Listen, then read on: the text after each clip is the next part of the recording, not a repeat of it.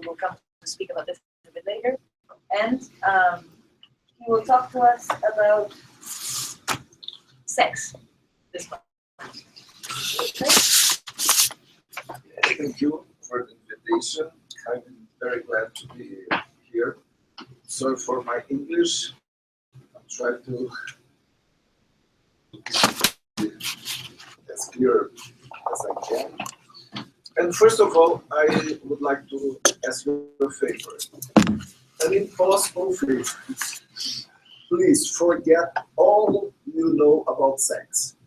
And let's try.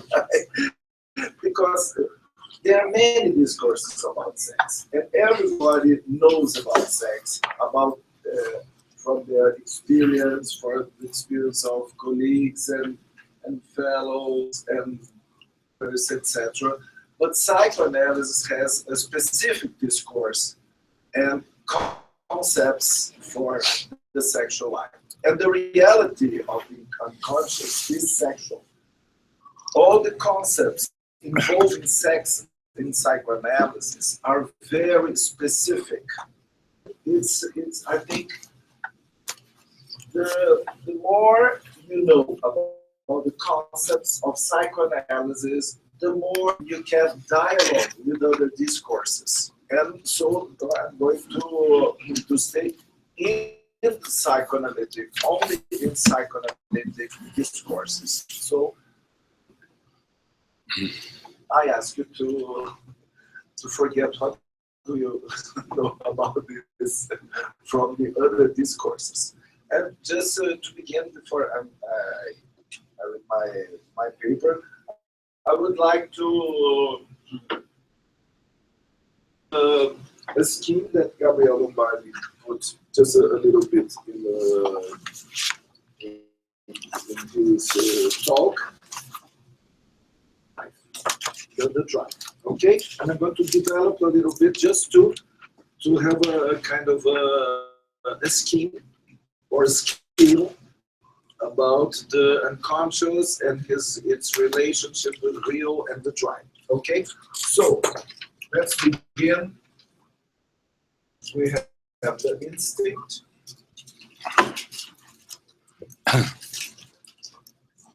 For the human being, drive. This is, of course, a mythic operation, because which is previous. The other, as the language is previous in the language, we has no instinct. It's just a kind of a didactic language. Instinct enters by the operation of language, and it drives this specific psychoanalytic concept. The drive for Freud, in a very Freudian way, has two poles. One pole is its representation in the unconscious. The Vorstellungsrepresentanz. Here. So we have the representations. Vorstellungen.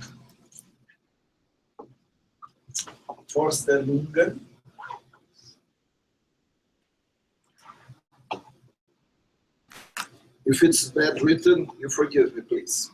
And we can say in a Lacanian way, signifiers. And the demand is a Lacanian concept, is here. And desire, the binomial, demand and desire.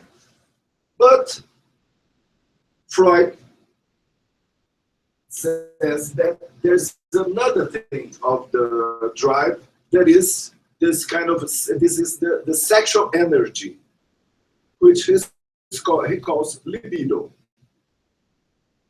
Libido is the sexual energy. And for Lacan is jouissance. This libido, jouissance, or sexual energy has no representation in the unconscious, has no representation in languages, nor even in the imaginary that is our idols, our form, our empirical world is the imaginary, okay? And so here we have, this is the symbolic structure as a language. So we have the language and the unconscious.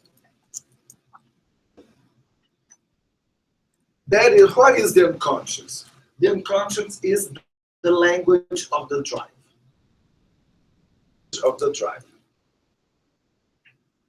Of drives, in plural. And here we have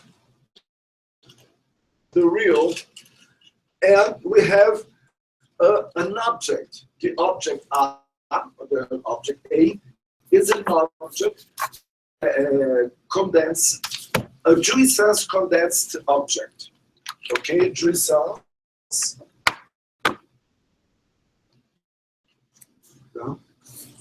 Condensing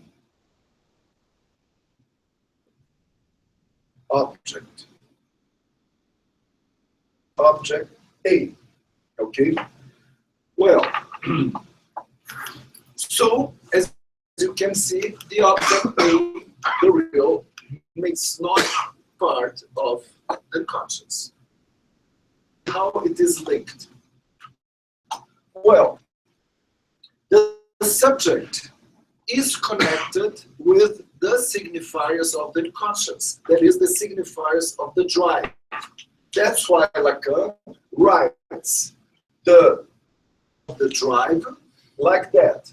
The subject with in all connections with the signifiers of the unconscious, writing as a demand. This is the main theme of the drive written in the unconscious. So that's why, because the drive has representations in the unconscious, and the unconscious is language, psychoanalysis as a talking cure has effects in the subject only through words. Because otherwise we affect with language, with a therapy based, a treatment based on language. This is the unconscious. Well, and how can we reach or grasp the object A? The object A appears as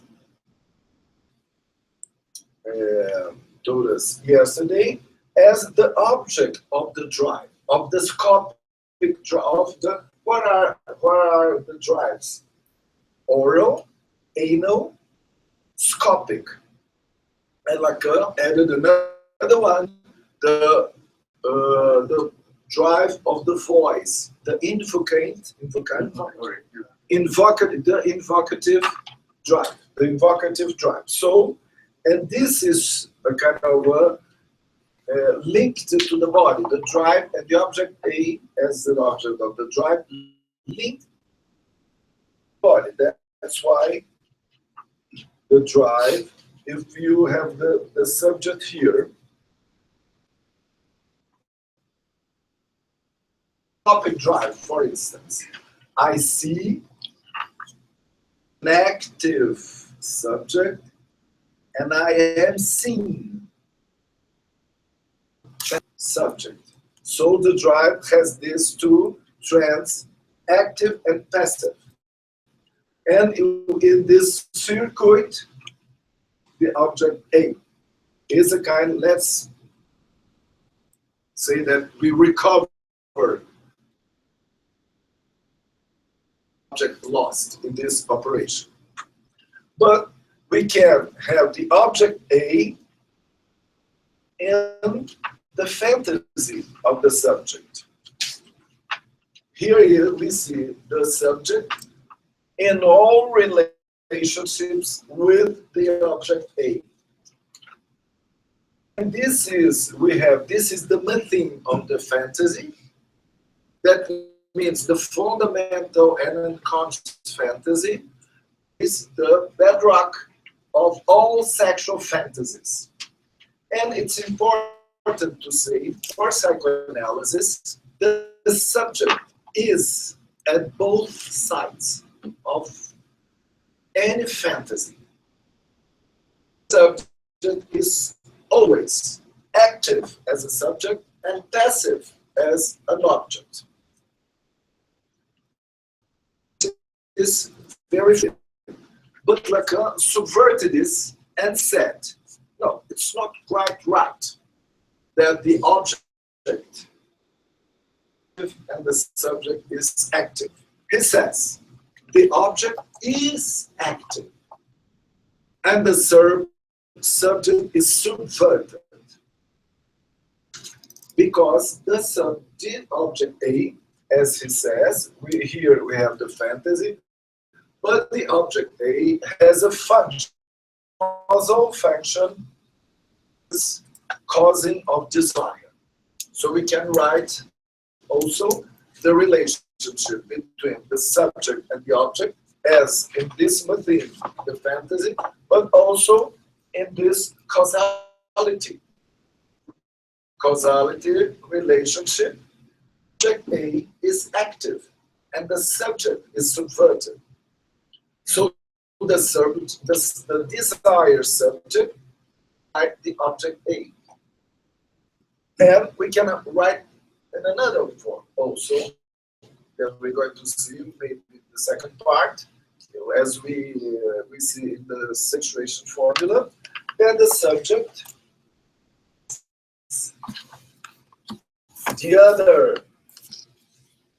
the partner, reducing him to an object. So it's another form of relating subject and object, or a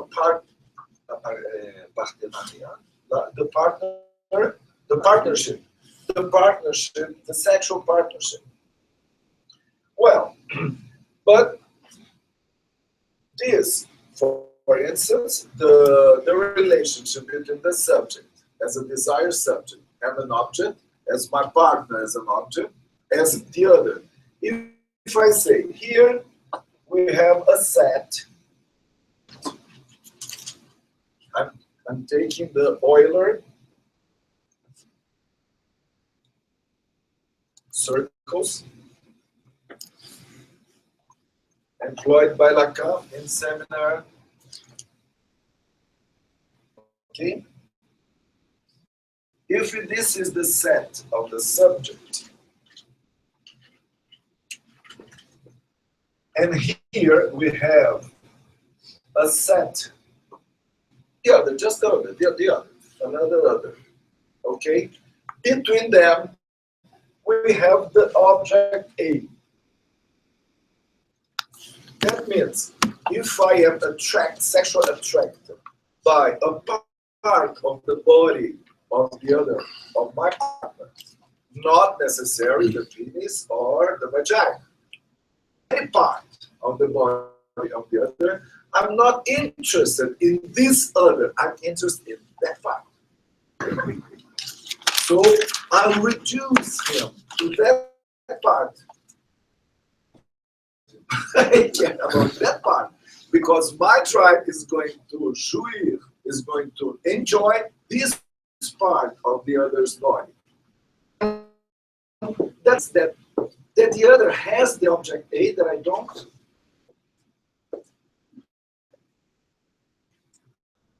That's it. Or no? Who belongs object A?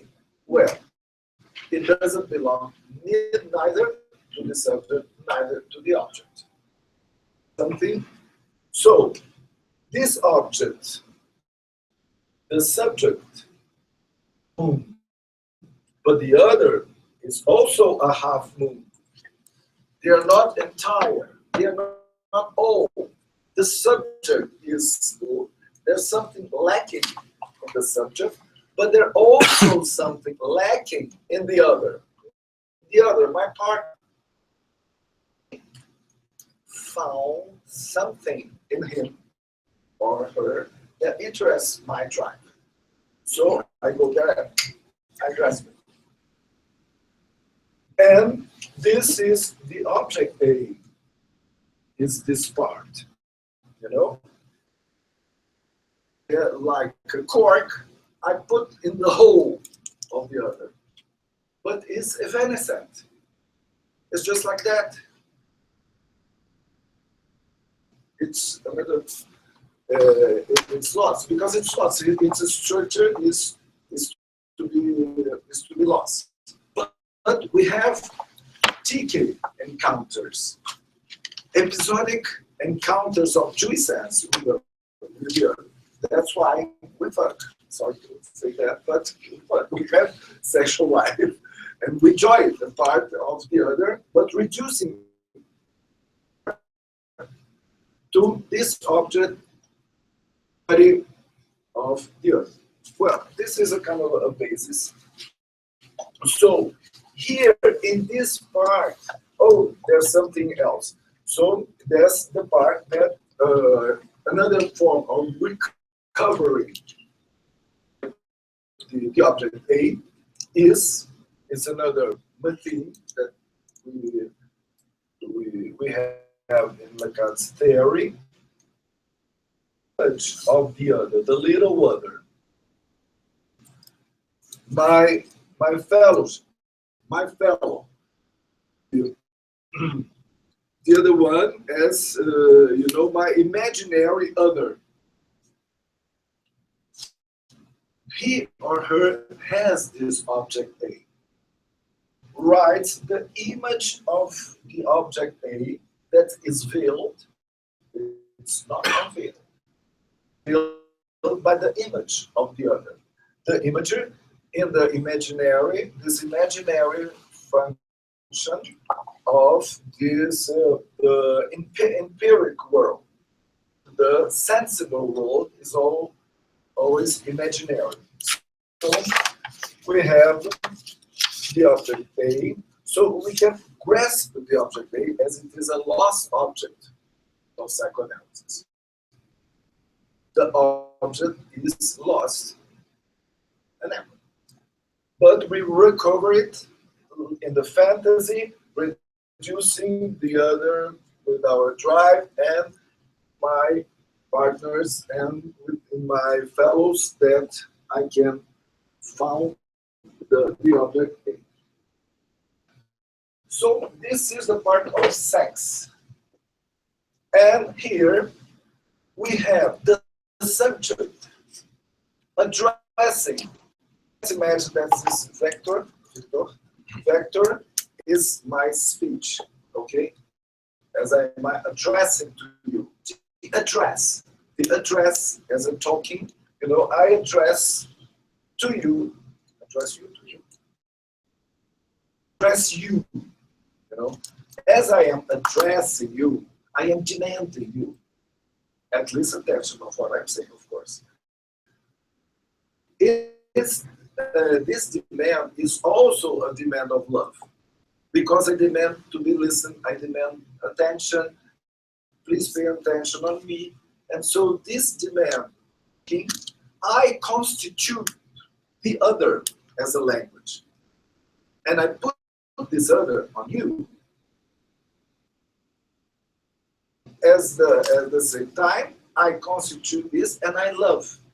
And I love you because I demand love. So love is connected to language, to connect to the demand of love. But it's the same. Love is demanding love. That's why love is always reciprocal. Because when you love, you demand love. And you never can say, oh, demanding love for love. Because love is demanding love. So, and the love is addressed to the other, to the big other. Unconscious, connected with the signifiers, the representations of the demands, of the ancient demands, the old demands. When you were a little baby, you were demanding your father and mother, all the figures that represent the other, the big other for you. Registered, recorded in your unconscious. So this is the register of love, the symbolic, and this is the register of sex. Together. So let's talk now, and let's talk about the ins and outs of sex. Sorry about that. The unconscious permeates human sexuality. That's the theme of our conference, reclaiming the unconscious. There's nothing natural in our sexual life because we are creatures of language. You see, that's right. Nothing is natural. So forget the natural sexual life of animals. You know, we are not animals. We are speaking beings. Shares the first truth of language, like tells us, sexuality is determined by the unconscious, embedded in the libido that is always jumping off the cliffs of language. That because sexuality is real and affects us that we never have enough words to express. What bonds do these speaking beings share in sexuality? Science tells us reproduction. Religion says, be fruitful and multiply. This is due to the anatomic difference and the sexual act as copulation. Answer, reproduction, still holds today in society's mind. No longer think of producing offspring as a prerogative of sex. Although many no longer believe this, the average mind, many prejudices, still sees the male as being made to fit into the female, like a key in a keyhole. This is the imaginary of sex. In the one of sex, the union of two people, this image goes from the warm embrace to the dream of mutual and simultaneous order in the missionary position. the mommy and daddy position, as we say in Brazil we say mommy and daddy position. But in the imaginary of love, the desire of the two to be one, the desire of the two to be one, fused together. This is the imaginary of love. And this desire is translated making one out of two. And for desire to make a one, how are we going to make a one? Oh, let's have a baby. And so it is the way of materializing the one of love for a couple, sometimes. We know, however, that the desire to have a child does not depend on love. It's inherent in female sexuality, as Freud says. This desire can be repressed or sublimated. Highest transposition for fellows, and its destiny carry along the mark of sexuality even for the child. The sexual drive is always satisfied through a part of the other's body, not necessarily the penis of the vagina. It throws the key in the keyhole myth. First of all, oral, anoscopic, and invocative. I don't even have to mention all the sexual fantasies for both partners that hover over the couple's bed. Freud said that when a couple hops in the sack, there are 4 individuals present. At least 4. because you can enter as a subject and an object, and the other also. So, at least one. Bisexuality is inherent to all speaking beings, and Freud found it in his full concept of the Oedipus complex, and in the ego and the id. This is what we call the complete Oedipus complex. Being, whether a boy or girl, holds the mother as a sexual object, and the boy and the girl places themselves as an object for the father to love. All adults are located in some point of a scale whose far sides would be exclusive heterosexuality or exclusive homosexuality. Is in somewhere in this scale. This doesn't mean that everyone has a bisexual practice, because the homo relationship can be practiced, repressed, or sublimated. So, likewise, everybody can be subject and object, active and passive, and feminine in these positions. Every human being jumps in the sack with these two sexual positions. Enjoy their position of being a jouissance object, either for a man or a woman. All women also enjoy their position of being a desiring subject, who makes the partner, female, their pleasure object, their jouissance object. Likewise, all men are active as subjects and passive as desired objects for their partner, either male or female.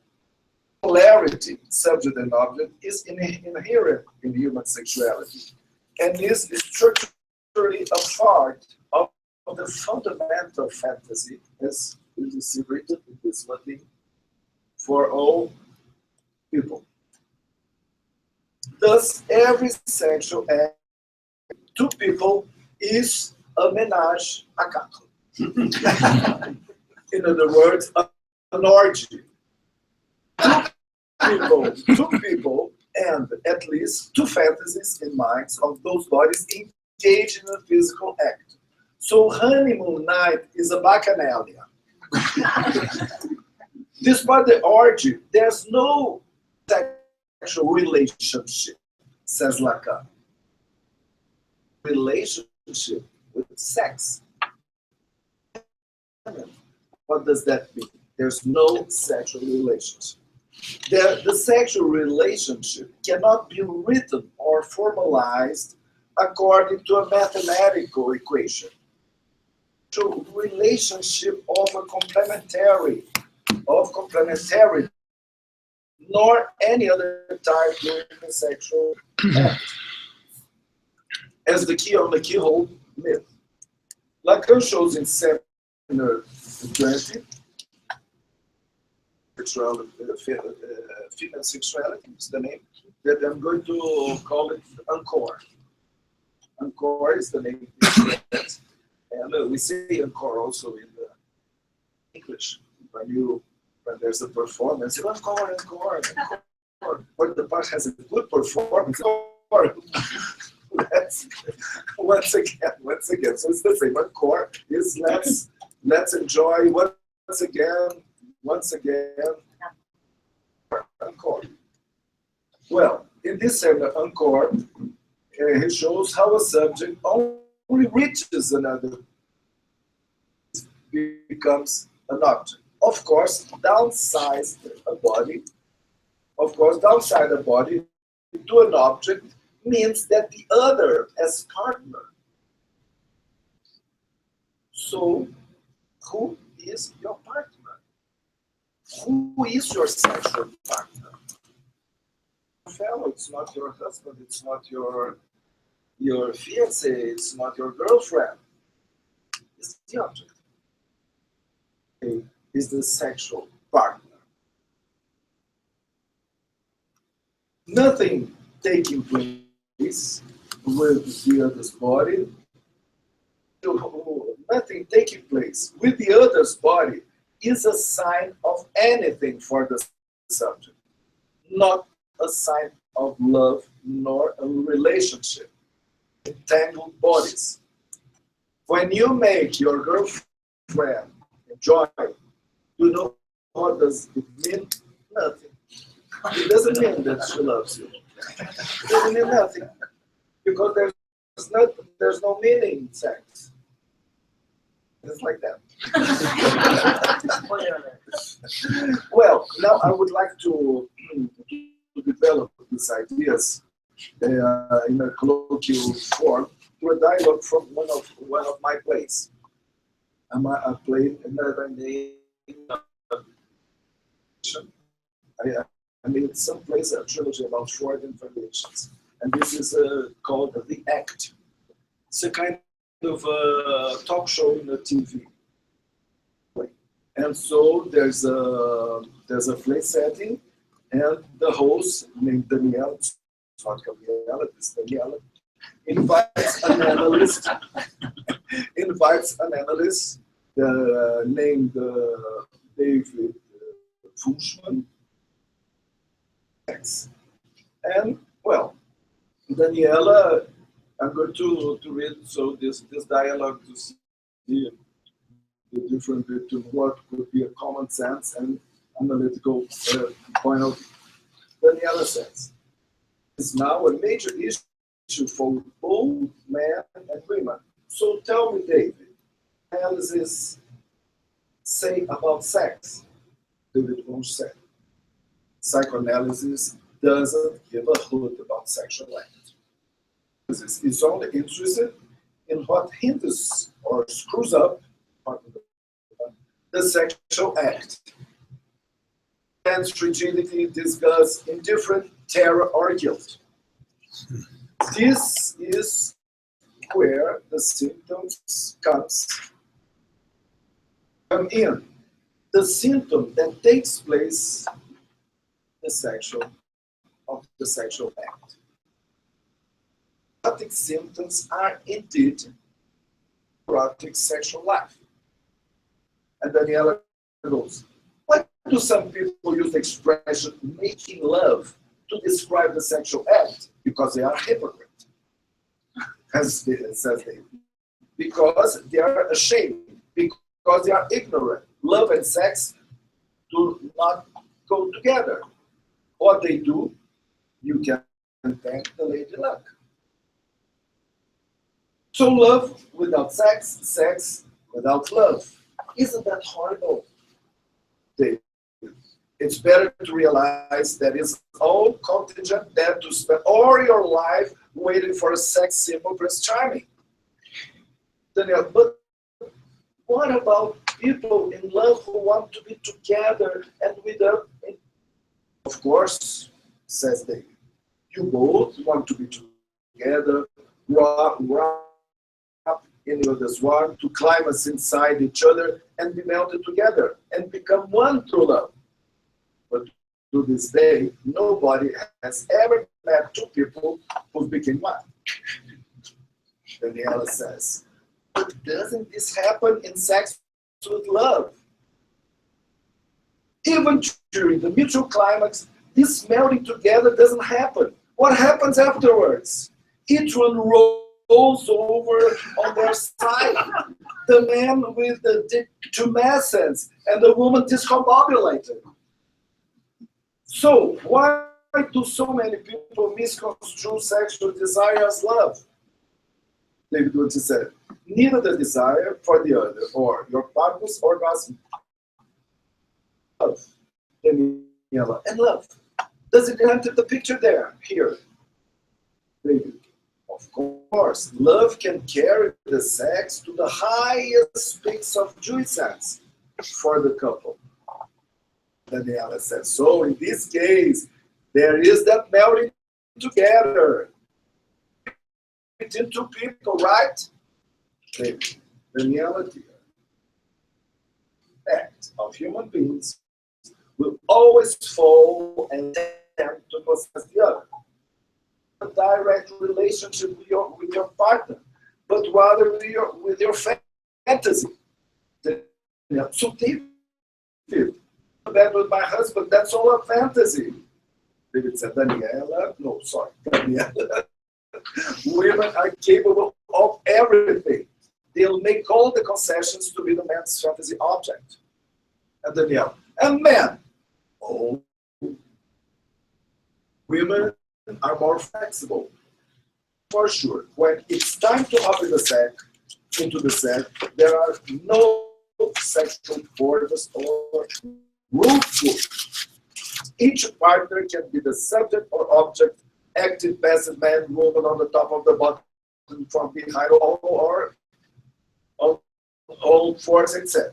For Freud, every sexual relation with the couple actually calls for people. And then I said, oh, thanks, Doc. I think this bedroom is getting a bit overcrowded for my taste. So, the drive and its objects. The drive lassos me to objects which are constantly for other objects to reach the drive lassos me, which are constantly being swapped for other objects. Lassos me etc. Is all the time. In the board yesterday, there is this whole representing the lost object A, and many objects can enter in this whole. The object which is lassos in the big other is the object A, as you see here. An object as separated as a structure from the subject and the big other, as well as the other, are castrated. The big other. This is an interpretation, Lacanian interpretation of Freud castration. Castration. That the child is castrated at the same time as he or her discovers the mother. But Lacan turning to be more structural, to say this is structurally, not only this little story of the child. The object lacks for both. Each are a half moon. The object base is paradoxically of the other, but it's not part of the other in the said language. Nevertheless, this is the very object which causes the subject's desire emanating from the other. The subject only meets the other, says Lacan, upon downsizing him.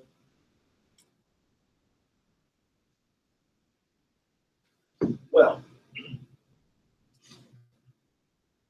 what do you say about the Oedipus complex in Lacan? I'm going just to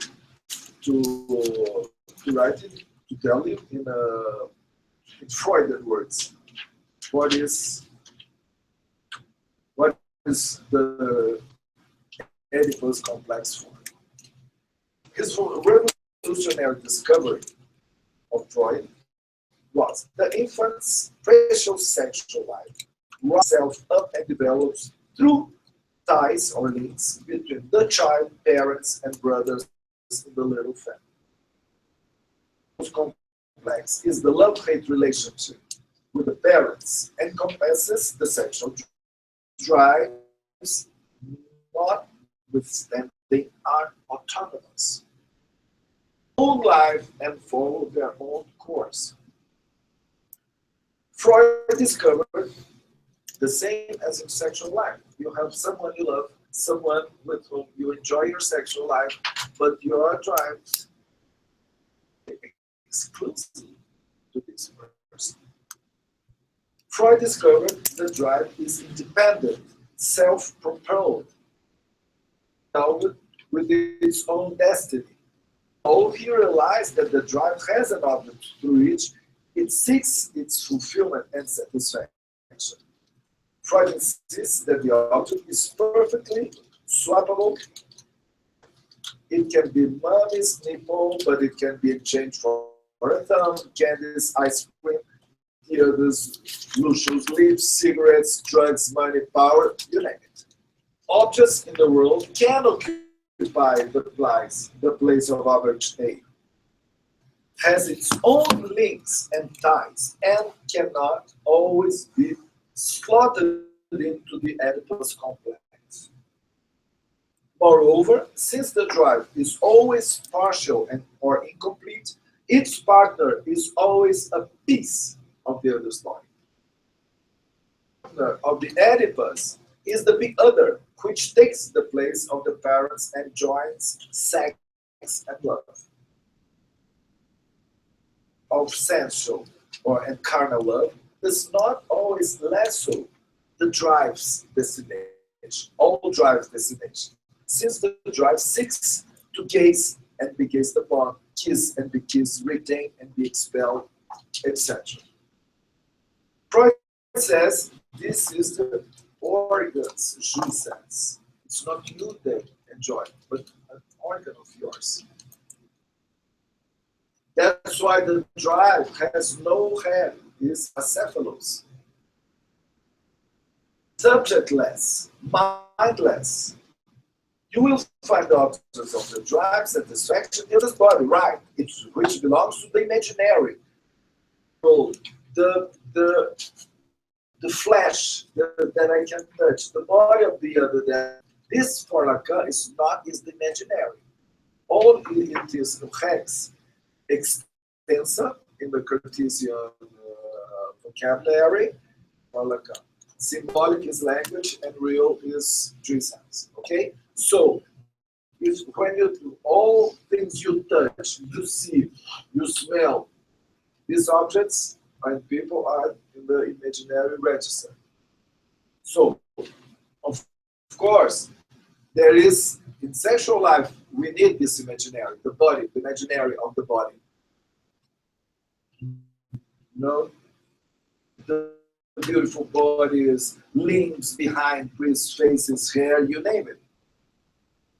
To the imaginary, in the chain linking sexual and sentimental follow.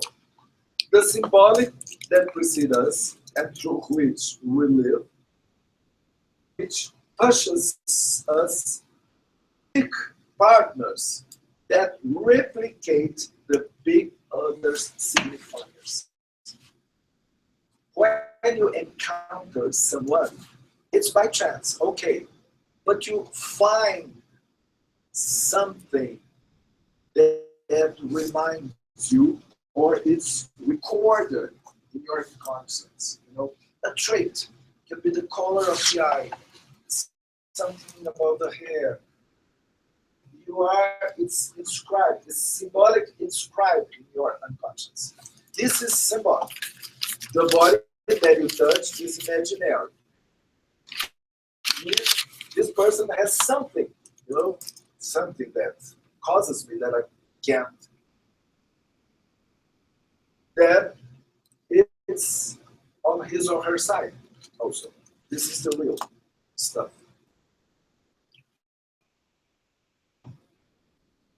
Signifiers, other signifiers that replicate mom, dad, aunt, uncle, etc. that was recorded when you are for a girl.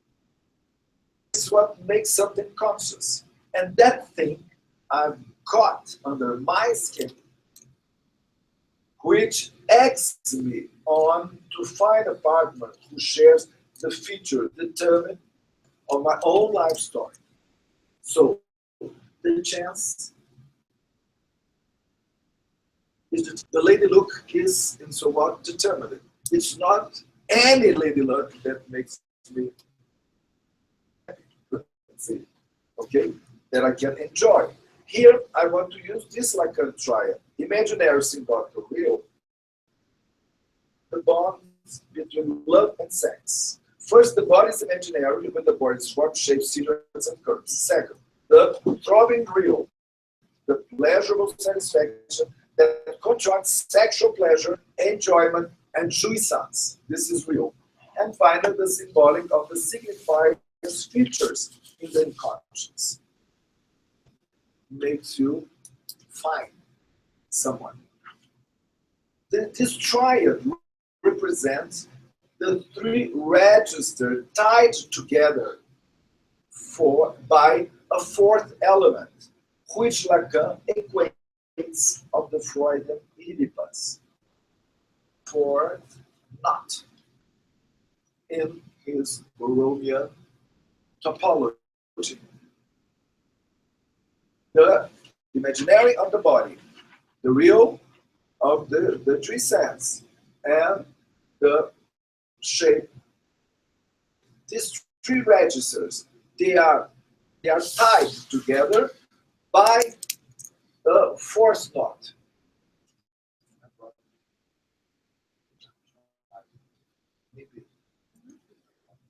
Okay. So, and well, about here, but it isn't a pen drive, but I don't know how to show you. You need a pen? Yes, I'm not sure how to do this. What do you need to do? There's a pen drive and we can change. Yeah. Well, there's a. Do you have the device to? Pen drive? Yeah. Yes, okay.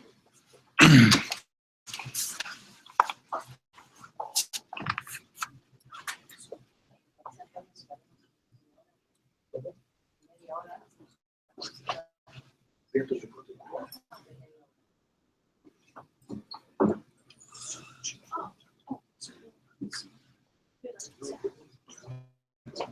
This the good. Okay, what is it doing? Yes. Yes, okay. Yeah. Well, like you. Oh, okay.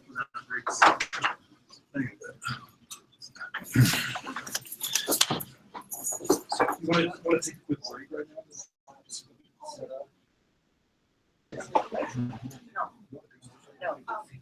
No. Wait, just 1 second, we're putting something on. Then forget it. No, forget it. Forget it. You see in the seminar 23, okay? It's the knots, Borromean knots, and this is the complex or the psychic reality, like I name it. This fourth knot of the Borromean, I call it the Borromean Oedipus. It's Borromean because this is the fourth knot that joins the three registers, the three other knots of imaginary, real, and symbolic. And Lacan calls it also the symptom. It is the neurotic symptom, the Oedipus complex. So all symptom has these entangled registers put together by the Oedipus complex. Well, so it's the symbolic with a network wherein pregnant signifiers are endlessly multiplying and being fruitful. A couple, but the signifiers are multiplying and being fruitful. Real with its episodical tree sense, voice objects, and imaginary of the human body and all those other things human go after the world. And in the middle of that, there is the object A. So,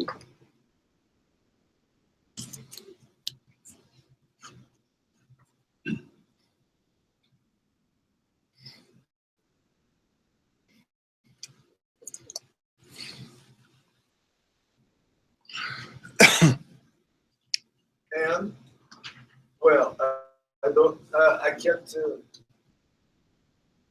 here. I don't know exactly where he puts, but I think it's somewhere here. I don't want to write it down. I think I write it, but I have here, And there's a fourth knot.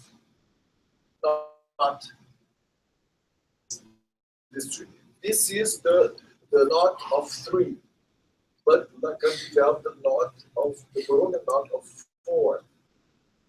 form, and the Oedipus complex is here.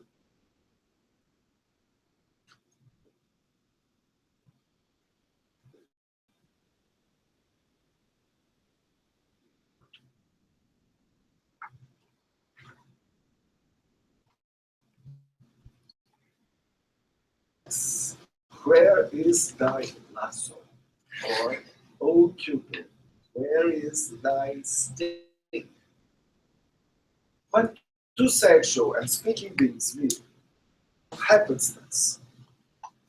Meetings are not scheduled. They just happen out of the blue. This is Cupid, as Gabriela told us about yesterday, a good encounter, a godsend.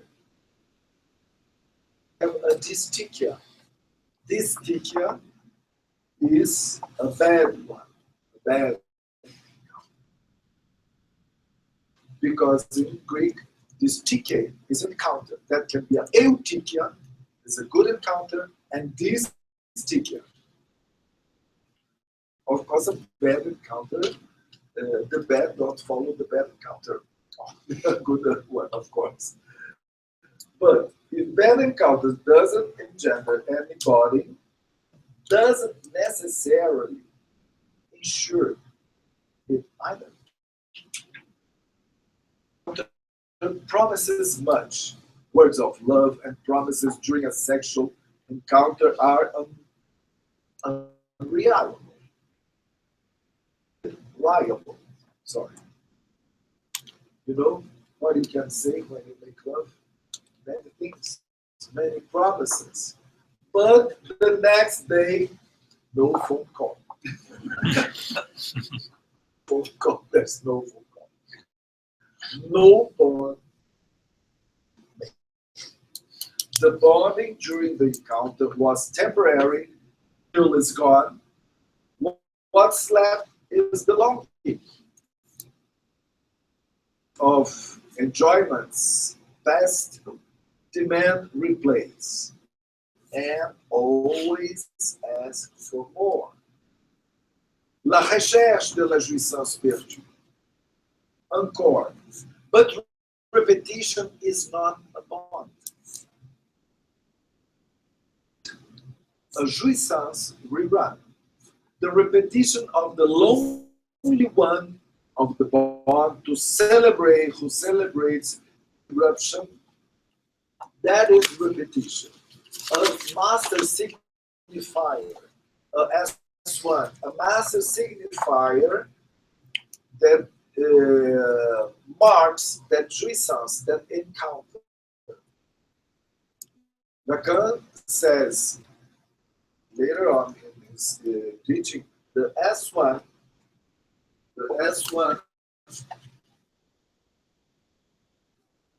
is the master signifier of the eruption of a jouissance. So this is what this encounter make this eruption of a jouissance with a partner. And then what do you want? You want more. You want to repeat it. Repetition makes no bond. Belongs to the order, the meeting or the encounter, order of one of jouissance, and is always the demand for repeated jouissance. One. The same, I want jouir, I want enjoy, the same. So this is repetition. The jouissance of this encounter that inserts itself as an S1, of course, may catalyze the two partners. I say the one that I want to repeat, that the partners serves me only to that, to repeat my jouissance. Makes no bond. But it can catalyze a partnership. It isn't a rule of thumb. Moreover, there's no rule of thumb for either love or sex. Everything is ruleless. love nor sex makes social bond. Why love and sex is completely crazy? Because they are outside social bonds.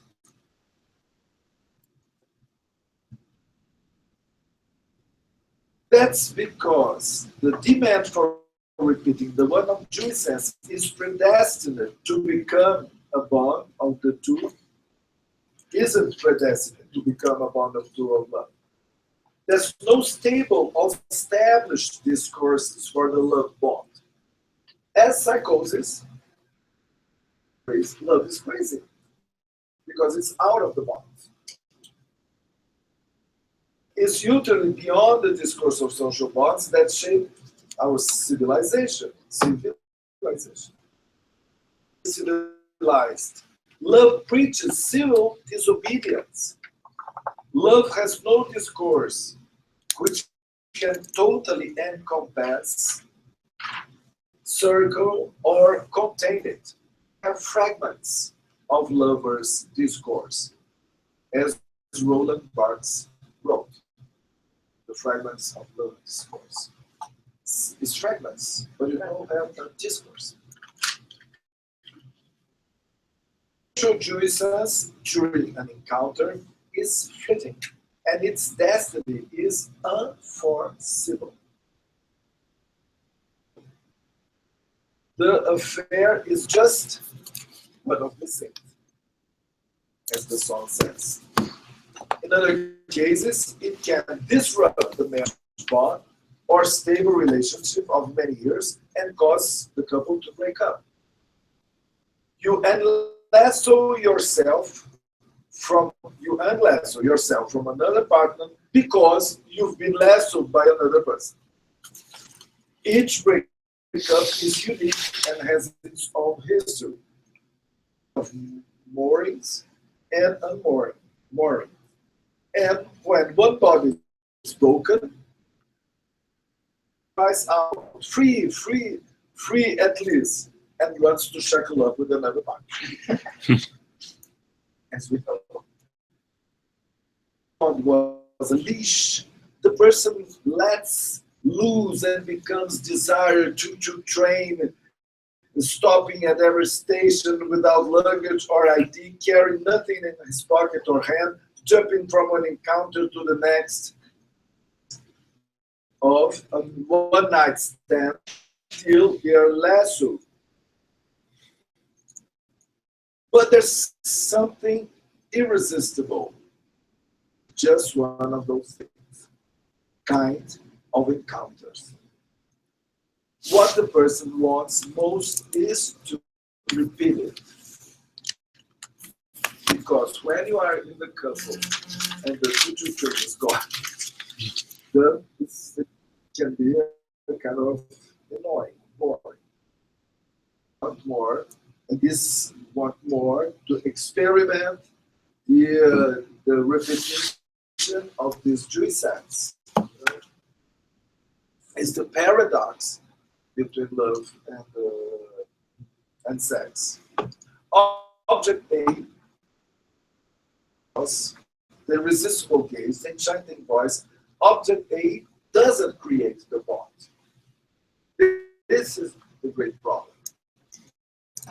The object that causes our desire doesn't create the bond. We must have more things. Of course, if you have a sexual partner or love partner, which is a chance, it's not written any part that the person that your partner is at the same time your object of love and the cause of desire. An accident, let's say. So, because the object A prominates itself, the other, your partner, doesn't possess it. Because desire's cause is single, is married. So, and you have both. vessels and bonds to people. It bonds two subjects and their unconscious. Lacan says in this 20 is a relationship between two unconscious. So, love's paradox is that if in the imaginary it aspires, it symbolically bonds two people in the real, because it joins two unconsciouses.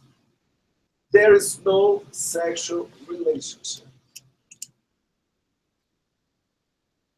There is a love relationship. There's no sexual relationship because what I find in my partner has nothing to do with what my partner finds in me. So there's no relationship, nor as a keyhole type, nor as a relationship, not this asymmetrical relationship. Love relationship. Loving demands loving. Loving is being loved. That's its aspiration, nostalgia, depth. When I love, I'm not alone. The lover and the beloved make up the pair, which is always a romantic pair, but not without anguish, since there is always a lack and castration, the rule of the thumb here. Here's because, and I think Freud wrote about that very early in his writings, that all love relation, it's the Oedipus relationship. If we are two people, if a couple, there's something, a third one nearby, as the child with the couple of parents. The mother, that the father can disrupt. If he loves he or she loves the father, the mother can disrupt this one. And we replicate this, so we're never. It's never easy. It's never. There's always someone who we think is a sign of this. Then I am not guaranteed. Love doesn't guarantee anything. There is a love relationship that guarantees nothing, because, as Freud says, there's always another one that can carry away my love partner, or in Lacan's theory, that this always this object A that can disrupt, because it can happen. So, anguish is the sign of the lack in love, also. Aims the completeness, but anguish shows that the lack is there. Through the anguish due to loss, the anguish about the loss of love, of being forsaken, cheated on, cast aside for someone else, etc. No love bond without anguish of some sort, which in itself is a sign that love stands for the lack of sexual relationship.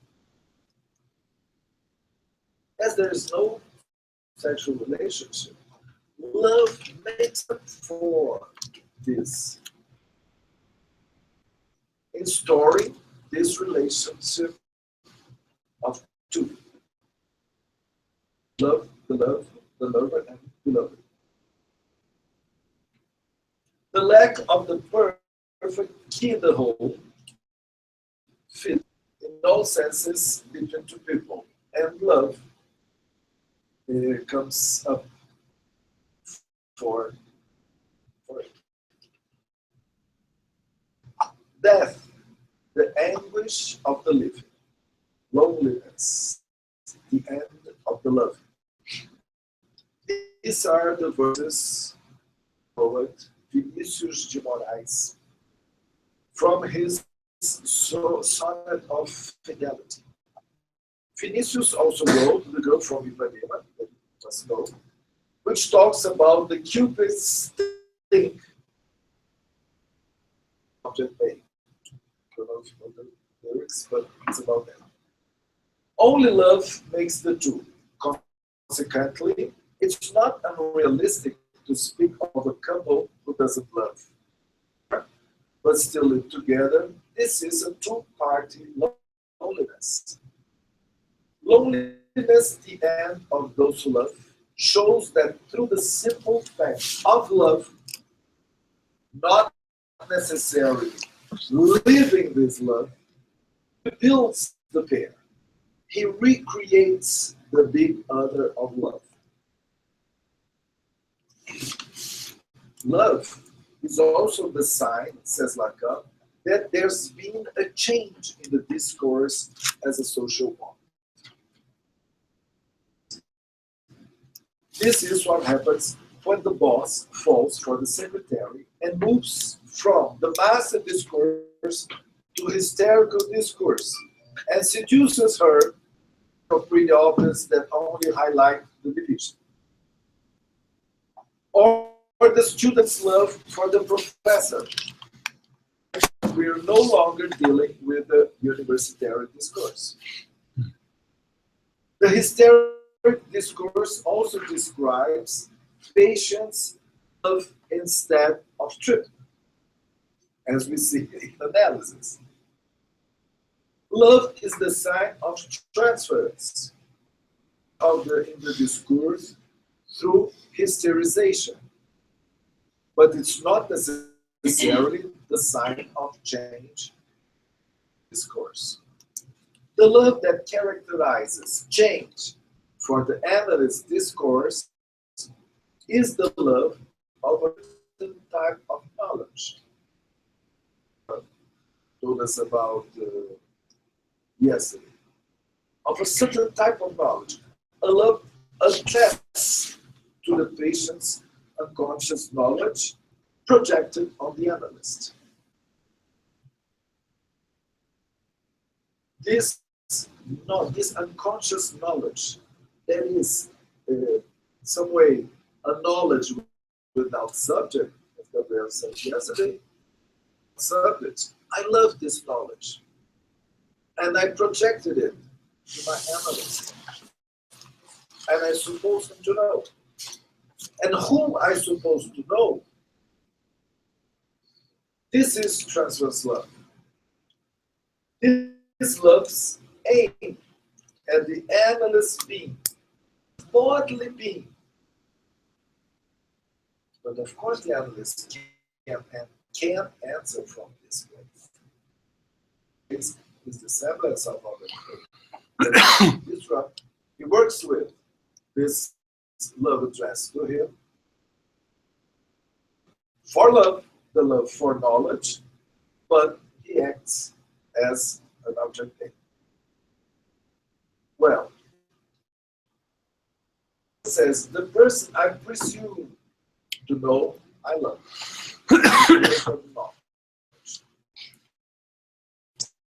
The sign 5 2. Yes. Yes, and I finish this. Yes, and then we are going to make a break. Okay. A sexual act is not a sexual relationship because the latter doesn't exist. What exists is the entanglement of bodies during the sexual act. Does not obsess the absence of sexual relations, but rather accentuates it. You know, when you meet someone, when you're excited with the offer and you go to bed, you don't find the other exactly. You enjoy he or her enjoys, and that's all. You don't find it. You don't find the relation.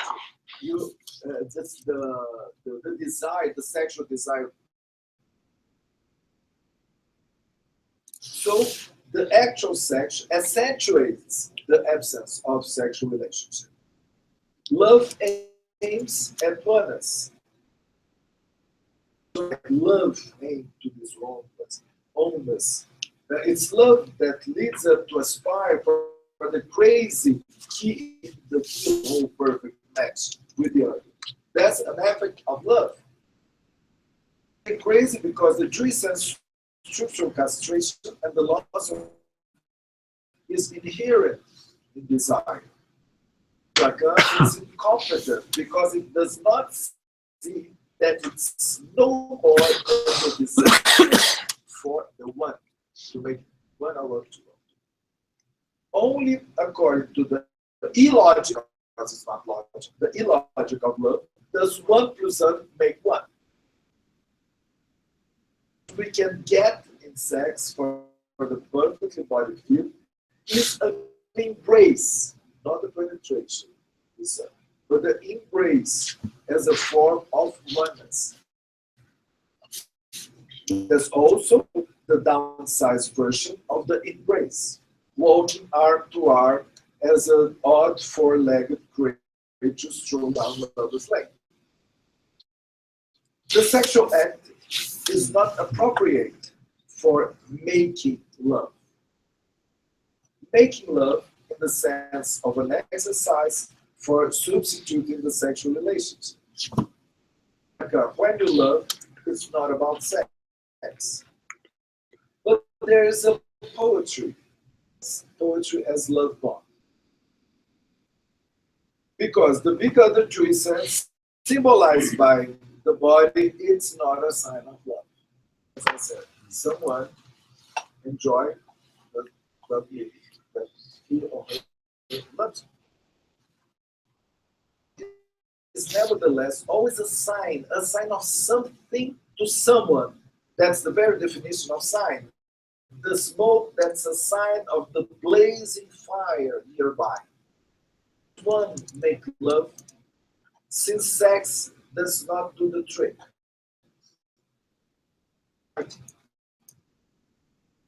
The love letter is the smoke of the substance ablaze with love.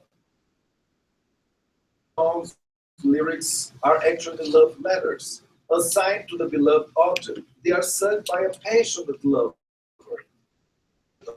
Of poetry, when love doesn't describe the partner's body, it is targeted. It targets that body.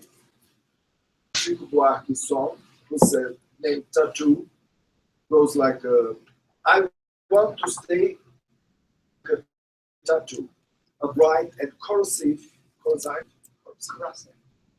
scar, marked by a hot and cold iron brand in living flesh. She says, like, is loving, is love making. To make love is to speak of love, but above all, to make love is to write love letters. All lovers are poets. When you love, you turn to be poet. Poets, but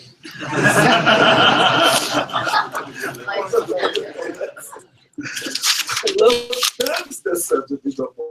And the poet endlessly writes and love letters and sends emails and torpedoes with love messages to his or her beloved. Love letters are always addressed, sent, as we know. Writing them is more important than sending them. You evoke the presence of the beloved one and thus reenact the oneness. The oneness of love. And you are no more alone anymore. Upon writing poetry, the poet targets the beloved. Yet, in formulating love through language, the poet becomes distanced from his reference, from the word-thing relationship, from the correspondence between the desired object and reality. So the target of the beloved goes away. And what it rests is the writing, is the act of writing, the act of making poetry. And the letter becomes independent from the subject and from the object. Juliet becomes Juliet, a letter, a declaration of love, a pledge of love, moves the beloved's being. That's why the need to hear pledges of love so strong. Love promises completeness, but doesn't comply. And the subject is always lacking love. Because lack is structurally, people are always asking for pledges of love.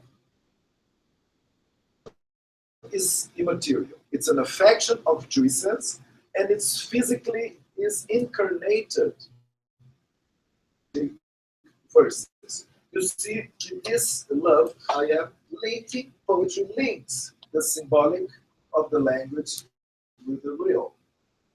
Sense of writing poetry, the Jewish sense of art is not only symbolic. There's a Jewish sense in this writing.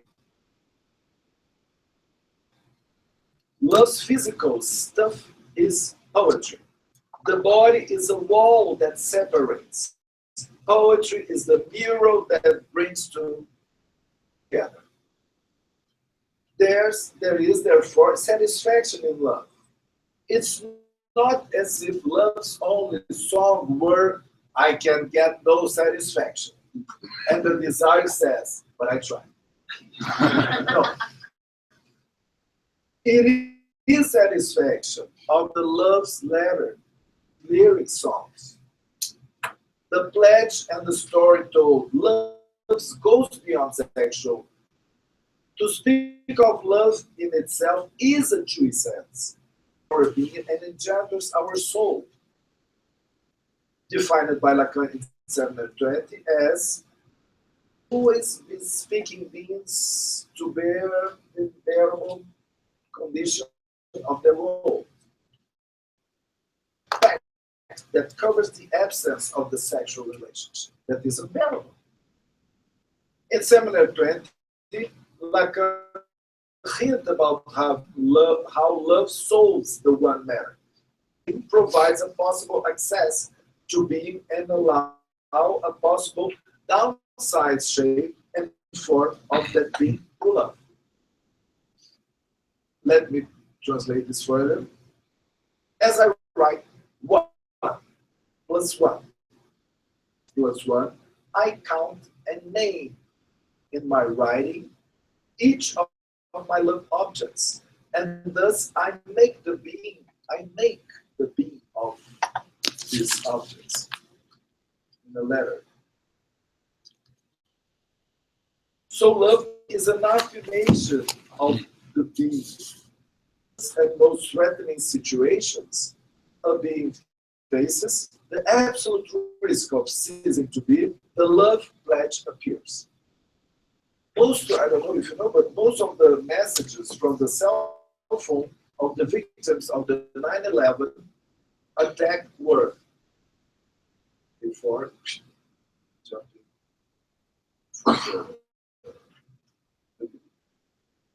The first and last words of the speaking and loving.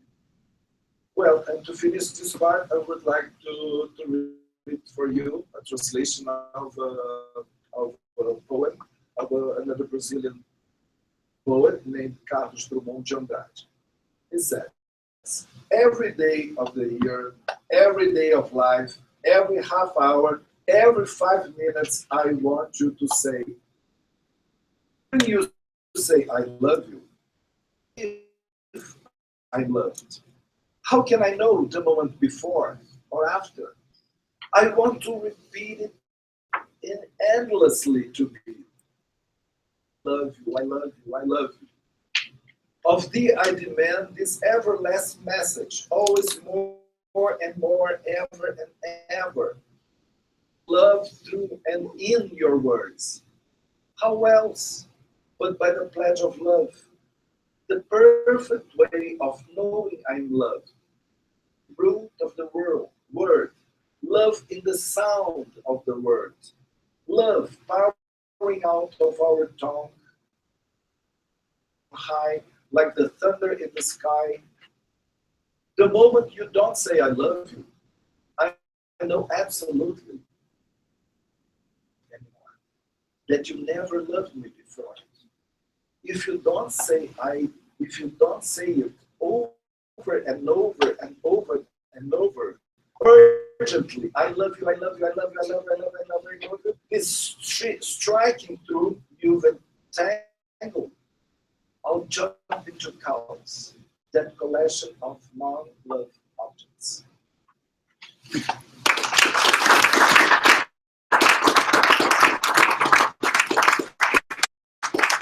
Pause for 10 minutes and then we come back.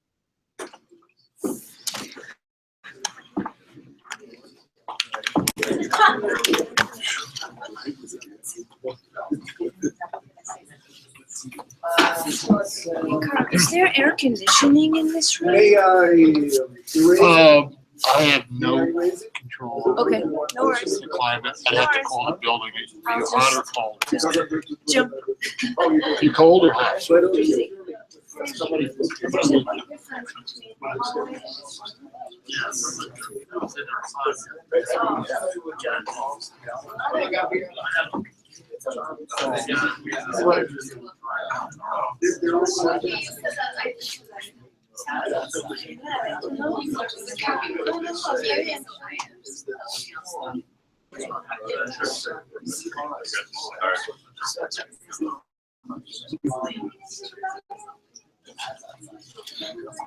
Yes, I want to see because the word tomorrow. I know.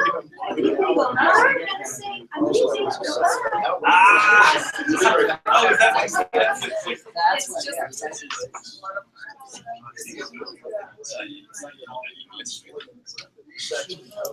It's just.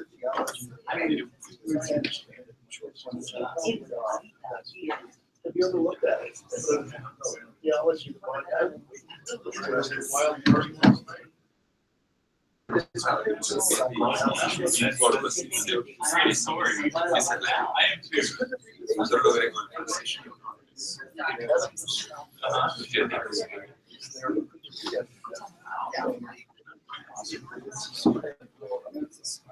Michael, what's this?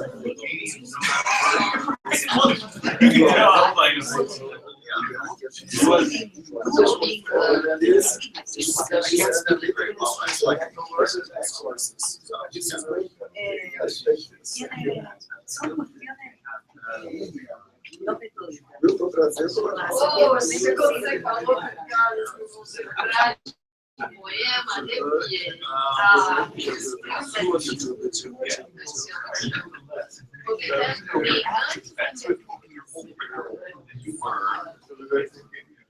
que poema, devia.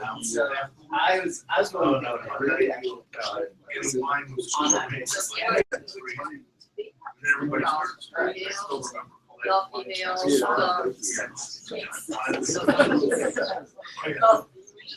She's representative of the area.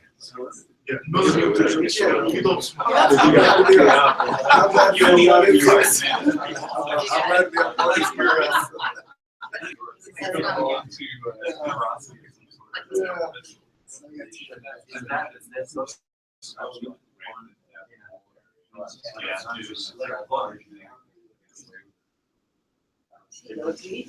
Every sign is a sign of love. Something like that. If you turn your head, it's a sign of Like, love. you don't remember, Yeah, sitting all in this- restaurants. No, The one, Yeah, the one we say, everybody comes, liability. You're inside of the wine down.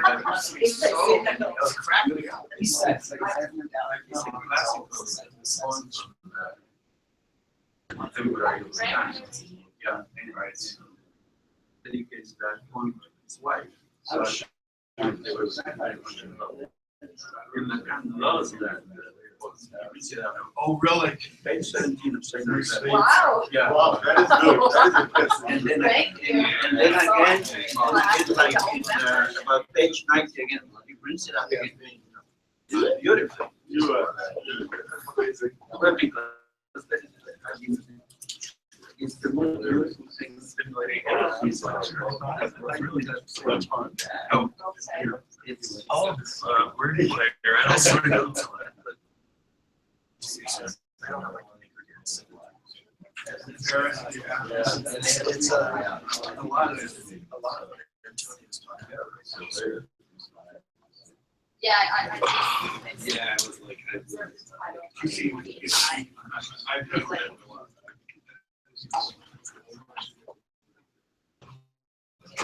So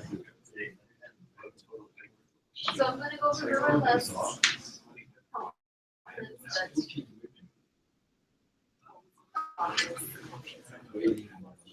Yeah, yeah. Are you going out? Okay. Exciting. What is it?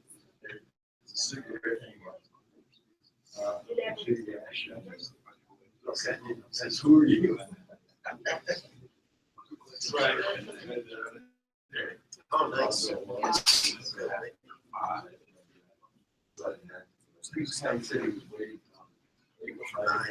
Yeah. Frequently. But he gave up on the whole thing. So the school, she international forum. She lives. Okay, Yeah, he says, what's really? international. The I. Okay. Yeah. What I wanted to do. Should I come up?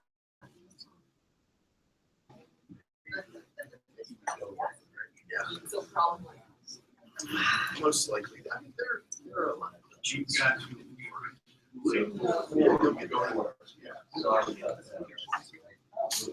It's throughout. Yeah. Yeah, it's a lot of the road too. One time were you with the one in DC that was Like, really enjoy that. oh, and they put on a conference for like English speaking clowns. They all came back.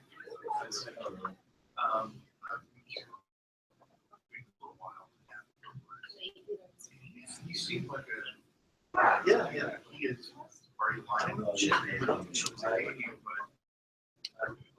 This one. There's a thing that's this next weekend. So. It's not- it's not- it's talking like-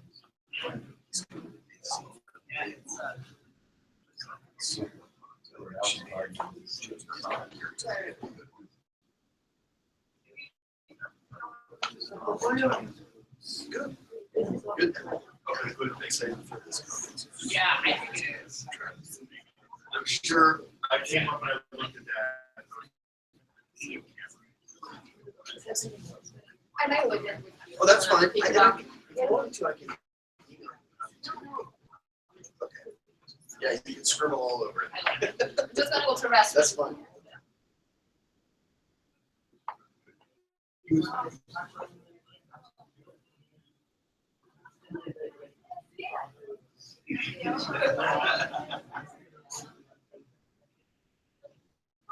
I was thinking of you.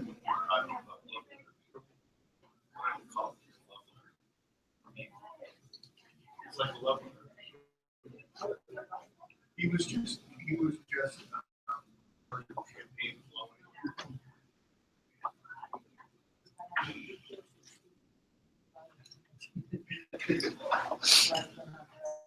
Appreciate what you said. It's really more so after I was thinking about it for a while, because that's exactly what I didn't realize that was exactly what was on.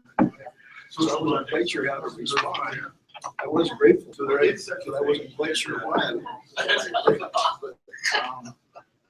that is the fear, is that you're gonna be something that's not really you. And, It says right. You found your and so if it's just yourself, I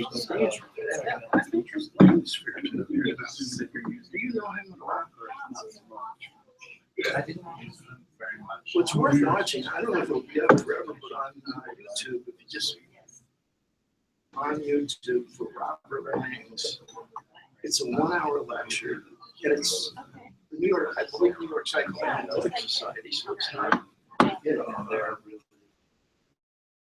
somebody out of the nation. And then they make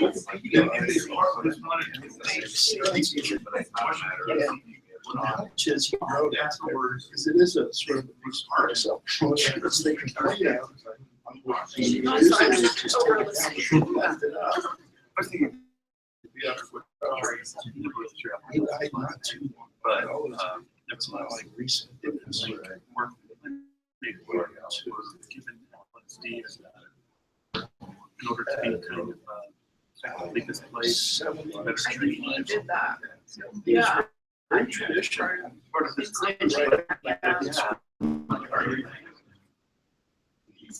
Right. Yeah. I watched that video. Yeah, the movie that was made is called Silent, and then they did some early 70s more. That was the thing. He was good. But Asylum is a documentary. It's down in the library.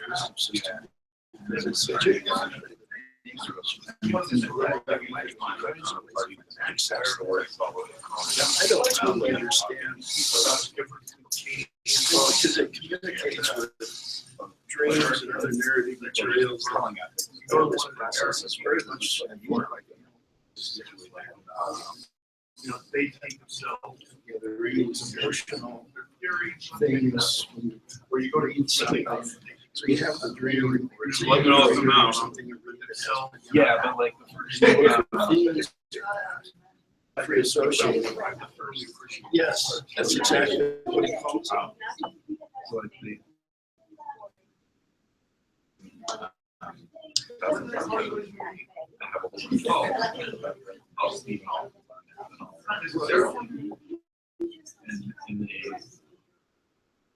And his daydream book is where he was most explicit. This is something you can look at yourself. That's what Tom in the video kind of backs away from their. He was surprised by he had such a hard time because it is very difficult. I don't know if it's difficult. Resistance, it was all perception that I found helpful, but not.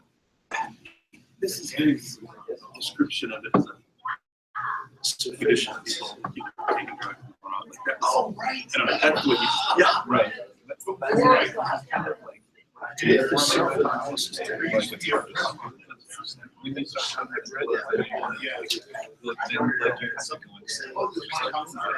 says in his video, that's the same. maybe it is.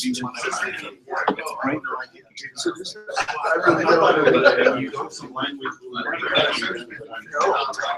Yeah, right. And so, yeah, so I think the list.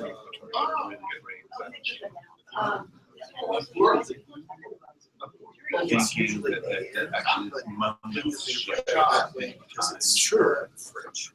You learn. So something hits you in your back. Self-analysis. Yeah. We can go to that. So there you go. Kind of like what has been. Yeah. Yeah. Why are we reclamation, right? Yeah. Yes. Georgetown. Maybe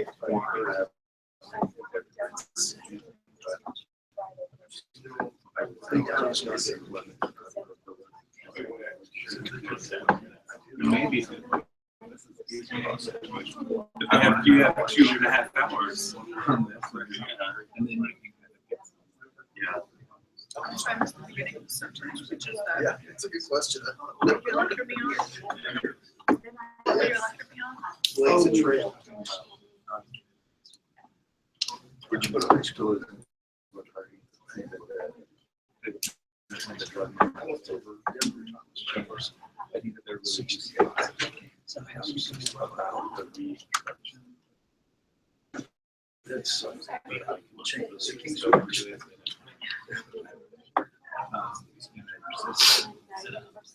Yeah. Doing that.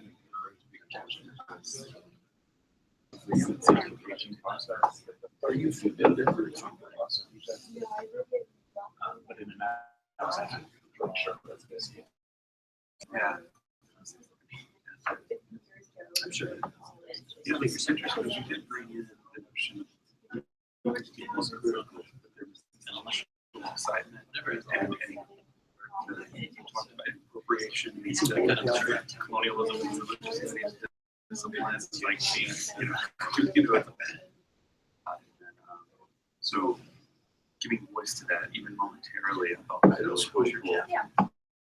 And how the kind of hasty enthusiasm and sort of without tripping on the cliff, but nevertheless appreciating Jesuit priest the benefits of various treatments with the Jesuit retreat center? They're living on Jesuits. In that theoretical sense,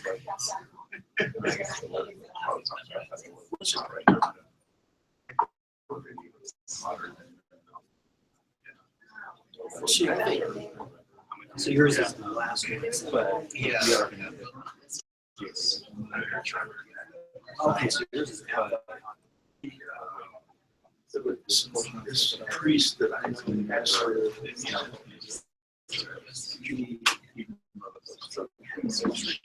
before this talks about psychoanalysis. but it never got featured. Yeah, right. So the critical it's just your personal transition. It's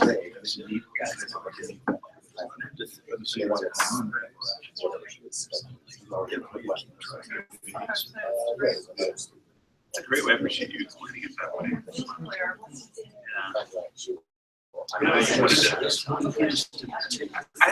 like I was trying to get You could have said that. Could have said those two sentences.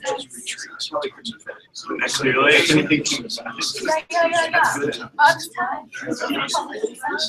Right. And absolutely without explaining our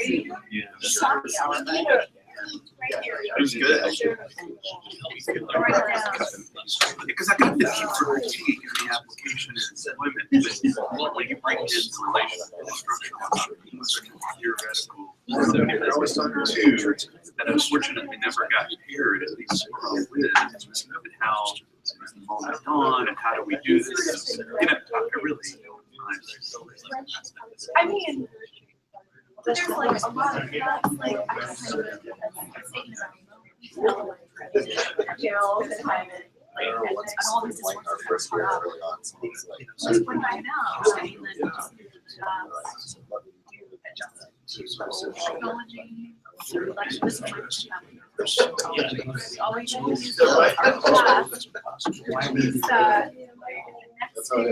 like I have to jump over. Like it's the next day, not yet. So it's like always this sort of like lag.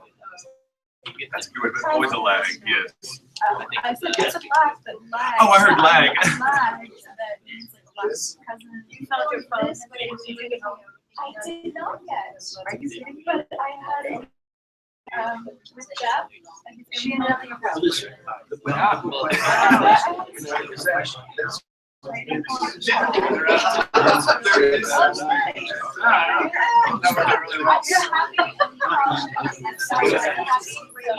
Wow, no, it's resolved in the cybersecurity.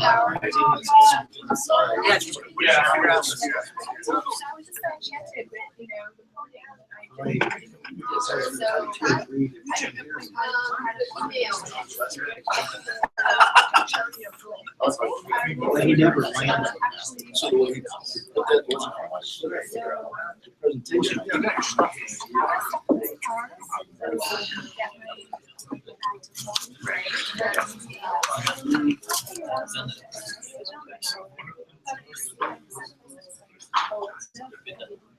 I'm looking for outlets in this room. Judgment. I think that just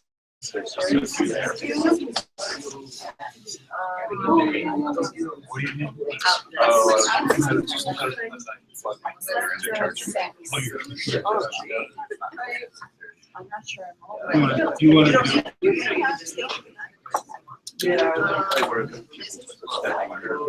you want to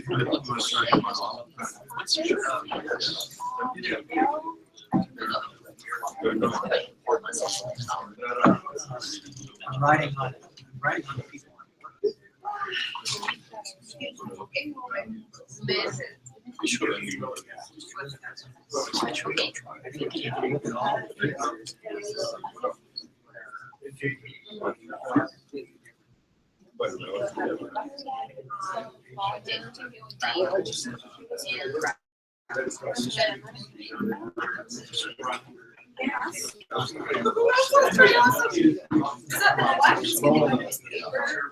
Transmission graphic theology. And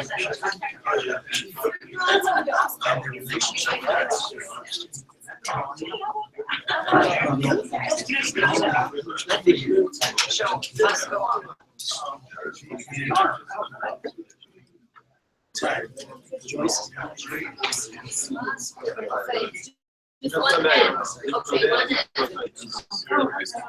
my charger. I was increasing Jordan. What kind of computer is it? Mac? It's a Mac, but it's got an older one. I've actually got one. I said, okay.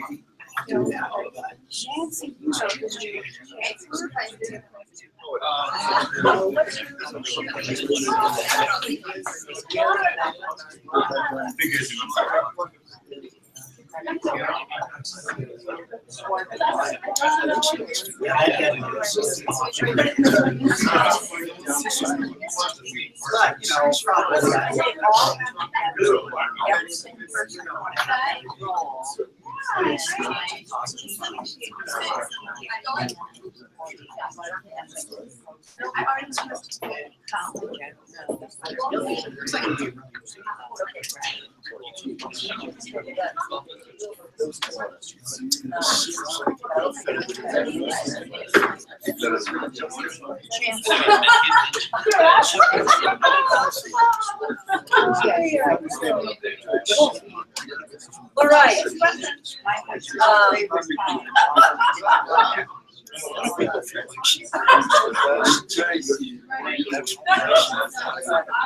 Okay, let's reconvene, please. We're gonna get back with the second part of the presentation.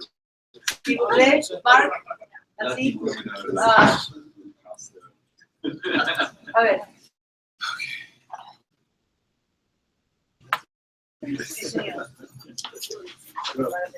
Gabriela told me yesterday that Molly Brown, a Denver citizen, is as a Denver citizen. So the only survival of the Titanic. So in her honor, I'm going to begin this part of the conference with the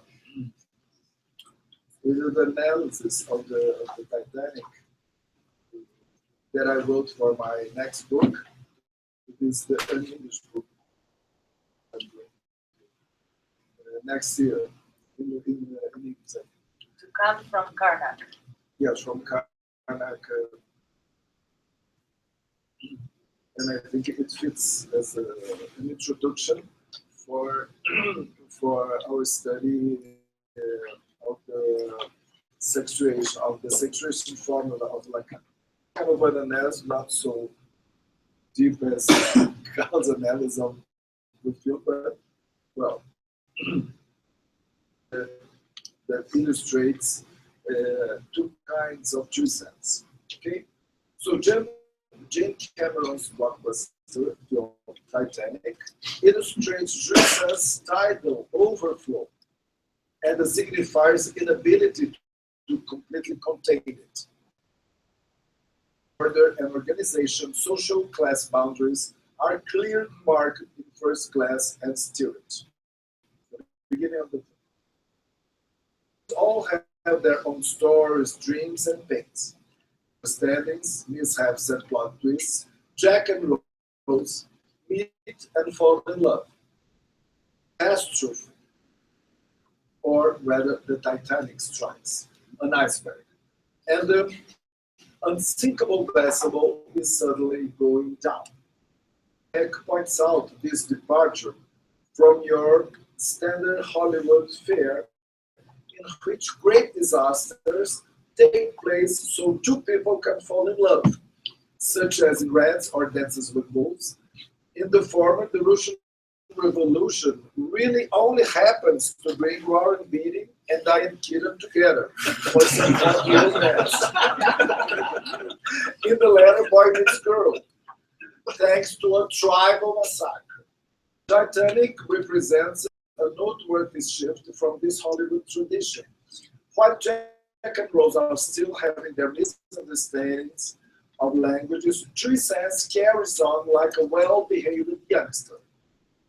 Social classes are and different aspects of reality are compartmentalized, as if it's time to rock and roll down in steerage. In first class, everyone is stricken or annoyed. Whereas the boiler room is hotter than Hades, tea room is as cold as the iceberg up ahead.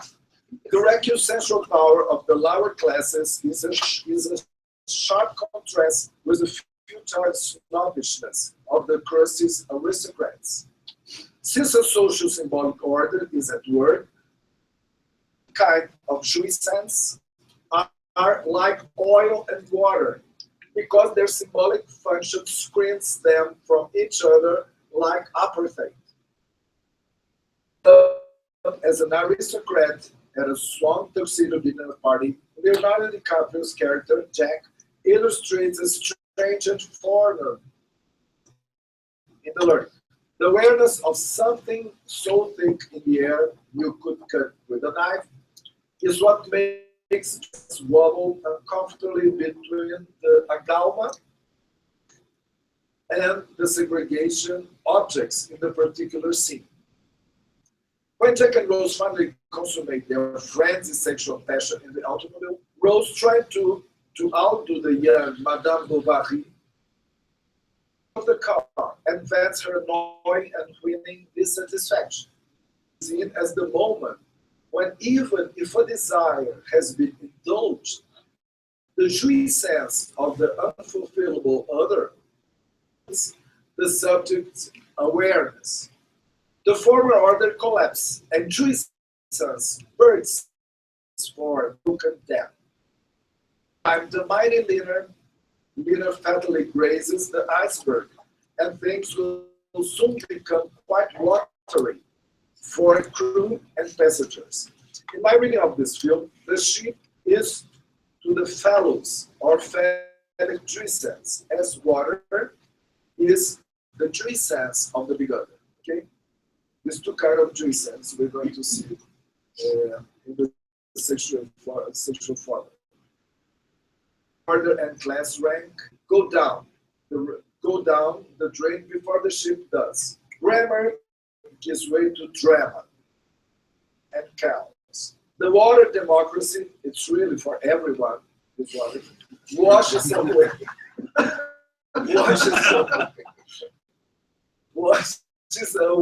the first class totalitarism that attempts to exclude steerage access to the lifeboats. Passengers must all deal with this overflowing and rapidly spreading other havoc of boundaries, barriers, and bulkheads, and flushes away the new unsinkable technologies to consumer dream called Titanic. The signifiers of science and capital is unable to contain the big other, by the inrushing water. Before finding her Romeo, our Juliet attempts an interpretation in the name of Freud. You remember? symbolizes as its builders phallic choices. That's her interpretation. In her passionate ignorance, she asks if Dr. Freud might be one of the first-class passengers. No, was never booked on this soon-to-be leaking linen, as he incisively states in Civilization and its discontent. American full speed ahead, and then the iceberg ahead, dream of economic growth. The full speed, or the put your metal to the pedal syndrome, brought on by the narcissistic phallic juices, will devastate everyone and everything. Nautical speed that spread the ship, a direct collision with the iceberg will. An icy cliff, the real of the phallic onrush of power. In Seminar 20, Lacan asks, and why not interpret the face of the big other as the intrinsic and feminine juices? Hollywood shows us how catastrophes are proportional to the infatuation of phallic power. Just as Juicen's vital fluid is commensurate with the unflinching refusal to castrate or be castrated. Moreover, in Civilization and its discontent, Freud stresses how the play of the death drive may be equated with narcissism. Phallic Juicen's one is represented by the builder captain pair. For the sinking, whereas the latter must go down with his ship. The outcome of the action of opposing of life, the class apartheid I mentioned, and the lack of lifeboats for all. Nevertheless, some half-filled boats are dropped anyway, as if they were choice box seats from which the masters could comfortably watch the reality show of hundreds being flushed down the sea. The movie ends with a survival. Molly Brown, a woman, and a tragic tale. She is the character of the timeless or eternal woman. She's over 100. 102 years old. So she represents this kind of eternal, the woman, the eternal woman, something like that. Who kept the diamond. The field's causal object. An object which is lost as soon as it is found in the depths of the ocean. The diamond into the sea, remember the sea, you throw the diamond into the sea. Our apply up her awareness that the object's desire, causality, only steps into play when the object is lost of the diamond, or object cause of love happens. Then consumer, dream, or nightmare sinks, but that which causes desire forever remains. No wonder they say diamonds are forever. That's to begin with our theme, but bringing our subject to, let's say that, let's begin to talk about homosexuality and heterosexuality that are not psychoanalytic terms. The unconscious determines the sexuality of each desired subject. So please, I would ask you one more. Forget what all you know about sex, gender, and everything. And let's try to see what psychoanalysis and Lacanian psychoanalysis has to say about this. okay? Because if we have, and of course, with all of discussions about sex and homosexual, heterosexual, one, we have many ideas about it. I ask you to keep this a little bit quiet for you, your ideas, and let's see to understand what Lacan's point of view and my interpretation of Lacan's. And I think that any attempt at group identities based on sexuality opens the door to discrimination. To psychoanalysis, the sexual identity issue, currently known as gender and sexual preferences, homo, hetero, or bi, according to Lacan's sexuation formulas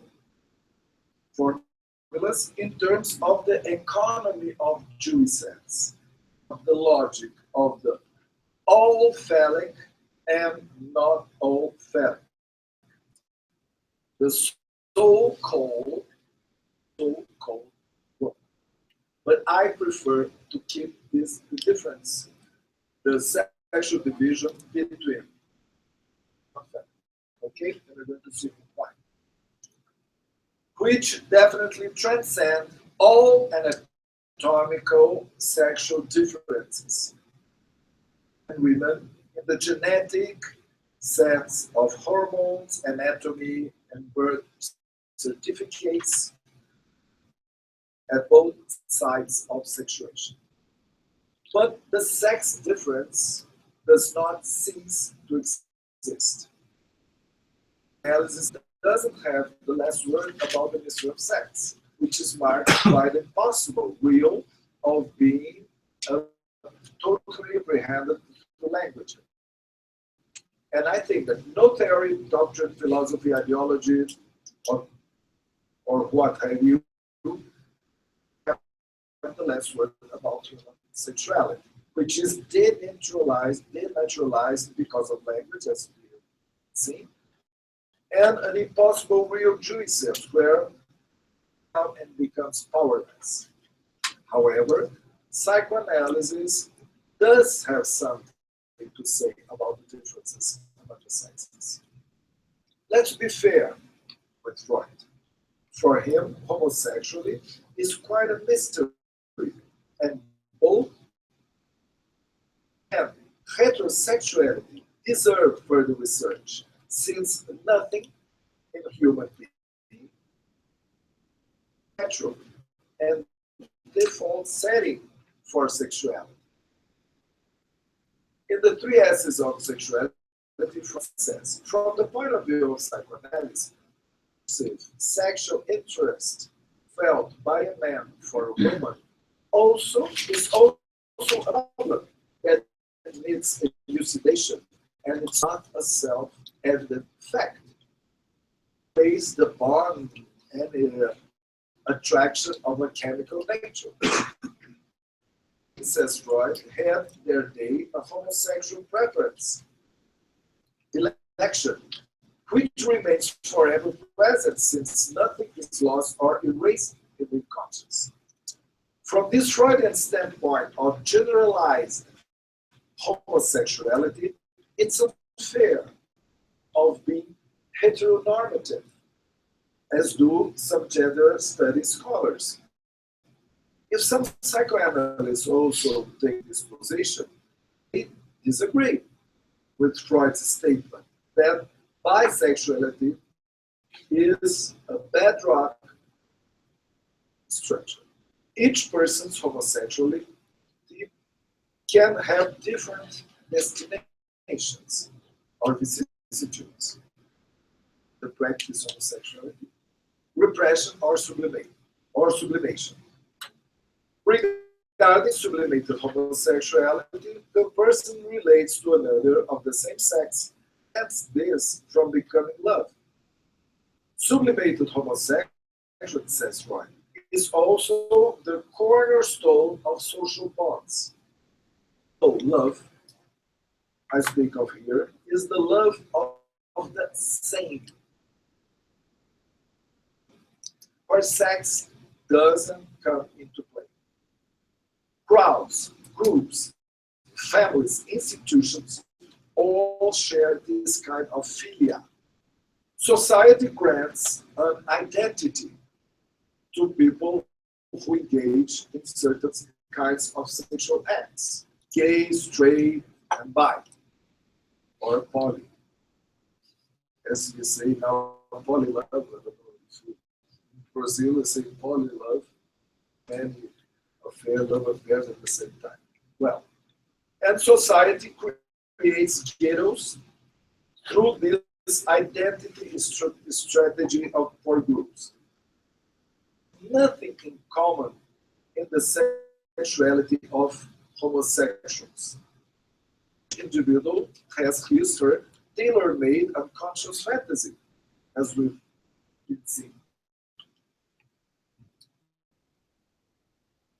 The homo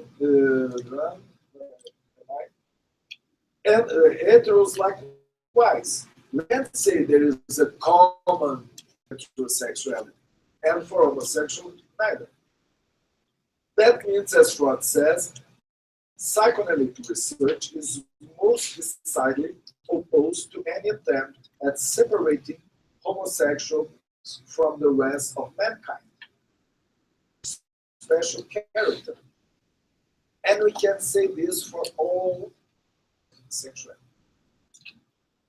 Every person, gay, straight, or bi, has a unique sexual choice determined, as we see, as we have seen, by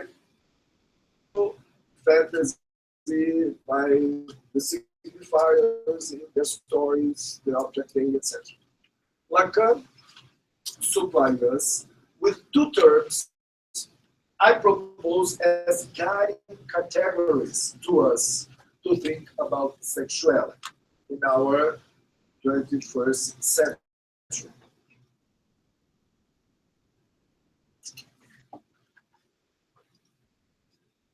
Can I erase that? Okay. The terms, and you can find, I'm going to see, I can give you the page in the 20. This seminar 10-20 is going to be our reference to our symposium in Rio and identity. So, if you can read it before going to read, it's going to be very useful for everyone to discuss about psychoanalysis, sexual choice, gender, etc., from the psychoanalytic point of view.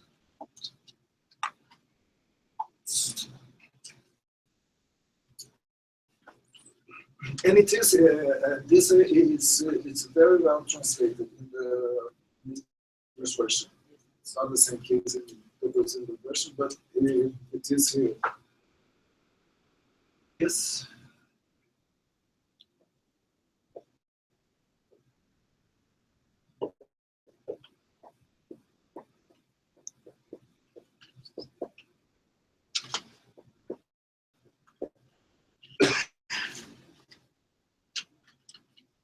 Homosexualité et hétérité.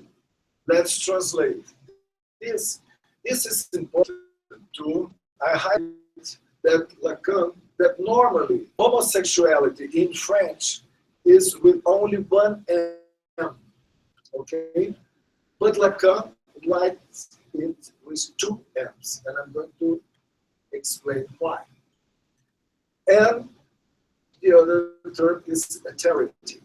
Let's translate as I translate this, because it's impossible to translate in any other language. Even in Portuguese, I think in Spanish is the same. We cannot. No, we can't. No, it's impossible to translate because in French, homosexuality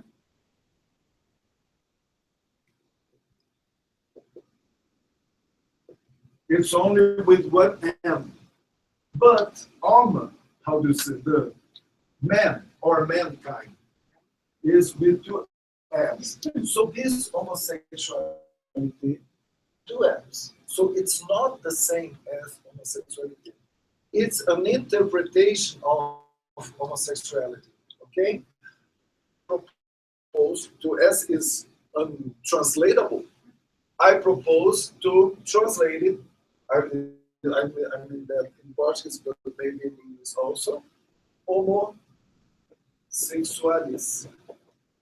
As we say, Homo sapiens. Okay? Because it's the love for man, the love of mankind, the man without sex. Okay, a sexual man, but we are going to develop this. And this, I think you or authority, heterity. How do you say it? Heterity.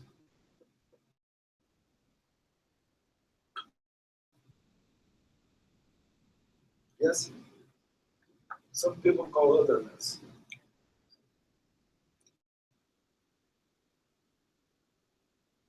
What's that? So Lacan uses this term homosexual to show that this term stands from all men, or what is like men. The most translation would be homosexualis or sexual men, with large to include man and human, man and woman, humanity. Thus, we would say homosexuality, as we say homosexuality, sexualis, refers to the love of human beings for human beings. Of sex. So it is a sex love sex. A sex love, excuse me. Sex love love.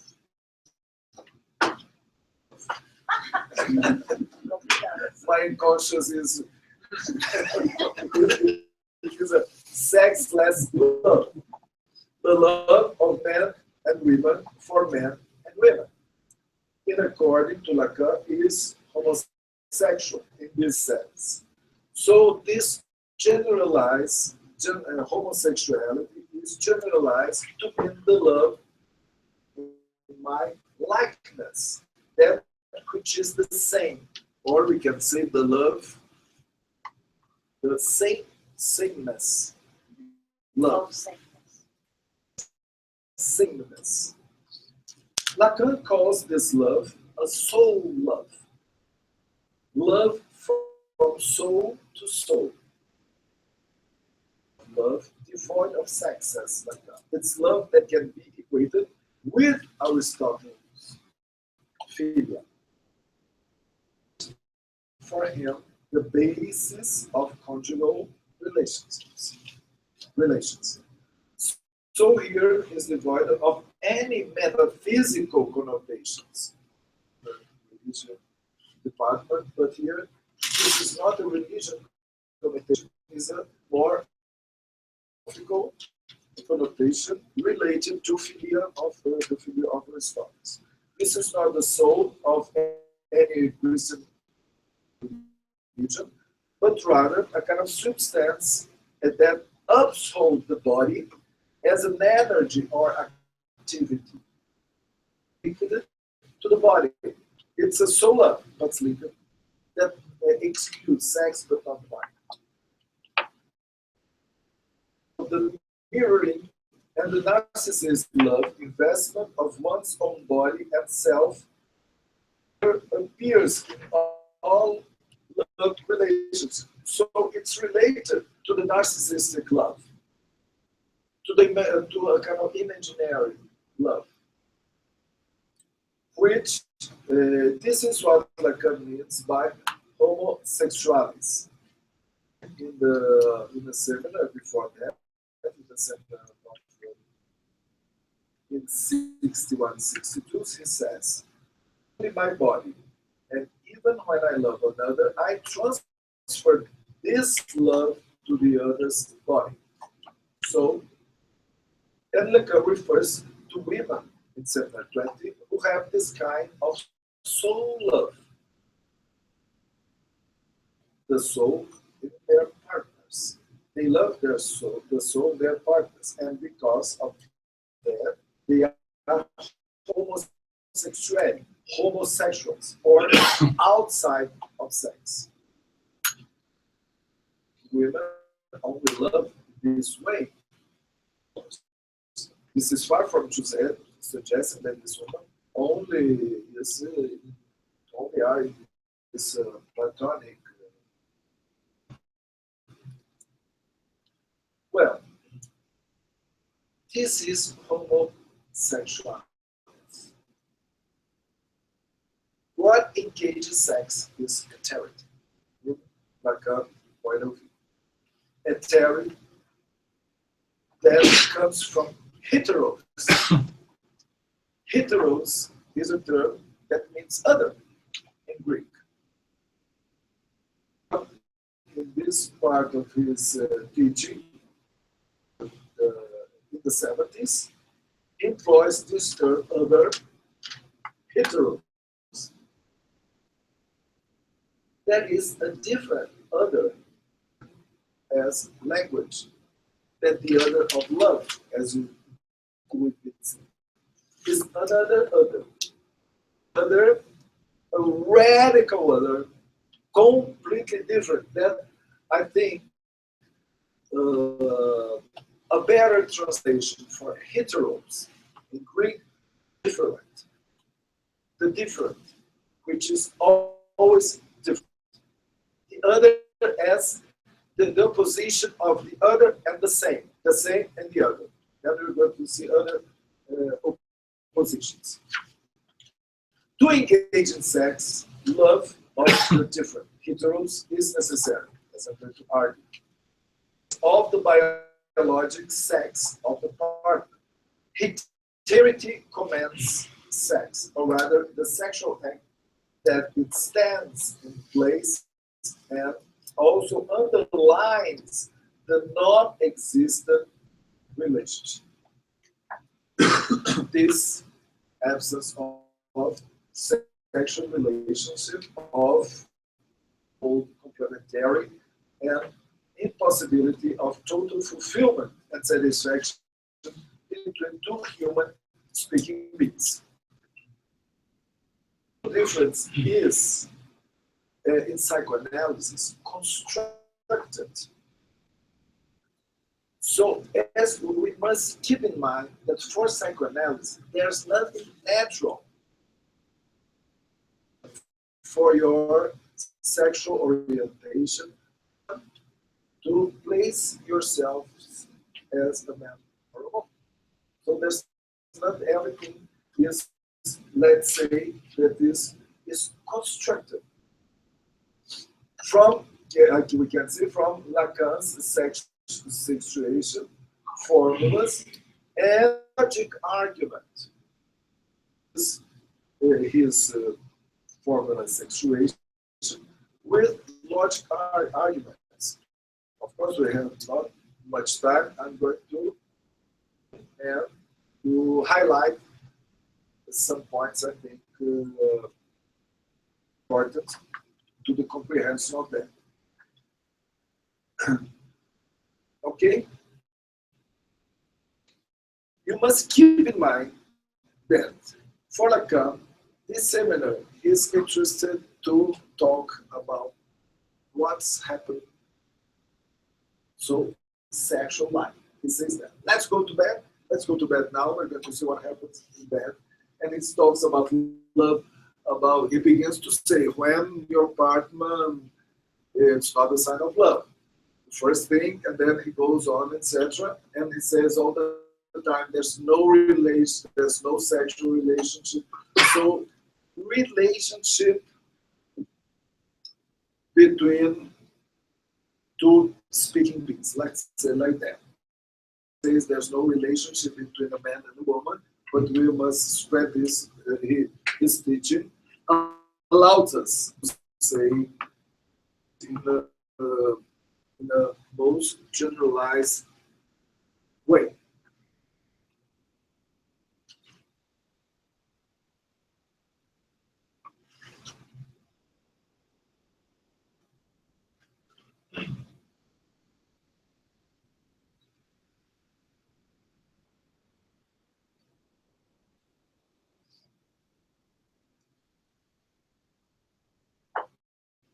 What do you see?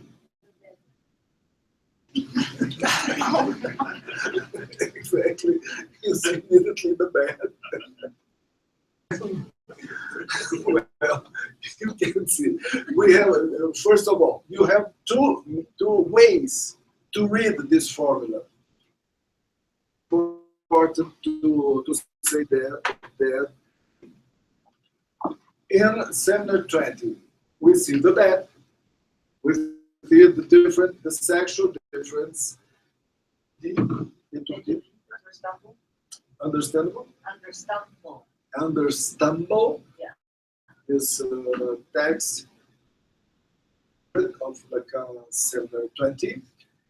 He said here it says we can share with the world in two sides.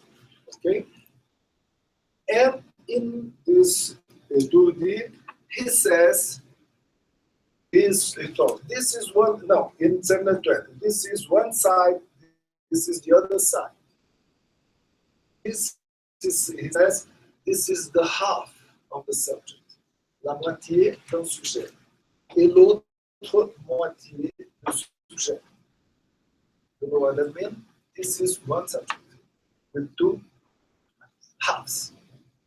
So these two readings I think is important to understand. To understand, not to fix our frozen positions. Okay? So this is the all, we say not all, not whole. Not all. Not all. Not all. Not No, all is equivocal. No, because it's translated in by Bruce Regan's not whole. No, He's human. No. No. No, eso es terrible. Eso es no completo. En vez de no todo. But you know it's written like this in your seminar 20 here in English. I think it's good. It's not all. You say not all or not whole. Not ever used. The second one. Okay. Not ever used. No, Not ever. Not ever used. Not everything. No, not all. No. So we keep this. Yes. Yeah. Okay, but some, because there are some translations. There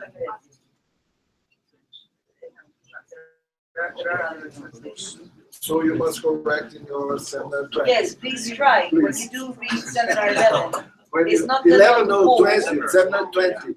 Because it's also equivocal at the level of the company. Say, Yes. if you write it with a W, it means all. If you write it like that, it's agujeros. Not all. Okay. We keep the all phallic and not all.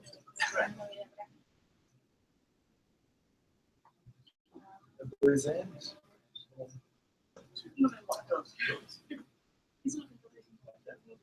Non-phallic. Whatever. Not phallic, not phallic, non-phallic. Not all phallic. Not all. Not all. Not all phallic. Okay. Well, in this, this is not only the sexual division, but it's also two logics, two different logics, two different positions. Important to us, for us to understand. Well, let's begin with the existence. This means one. This exists, there is one X that is not castrated, or it is not in the phallic function. This is very important. This quantifier, that means the one, the one, the one, the one that exists. Important because the one that exists, not related to the phallic function, to a set of all are related to the phallic function. One goes with the other, makes the all. This is the exception that founds the rule. So this makes an exception out that constitutes a set of sets of a phallic set of elements. So every element we see here related to the phallic function. What is this phallic function? The phallic function in psychoanalysis is twofold. We have the castration, okay, and the fellows at the same time. The fellows presented, and its castration at the same time. So the phallic function being submitted to castration, having access to the phallic jouissance. Okay? This is very important to understand this. Jouissance and castration. This is going to be, and here, well, here we see in this mark which founds the logic. And here we're going to find, let's say like that, the elements of the sex encounters. And here in this logic, in the so-called logic or phallic logic, or the man side, or the man side of the subject, we have two elements. One element is the S bar, is the subject of desire. The unconscious, the subject of desire, the subject that we were talking about since we began. The fellows as the symbol of jouissance. Okay. So here we have a universe, the universe of the phallic order in this sign. Universe. Okay.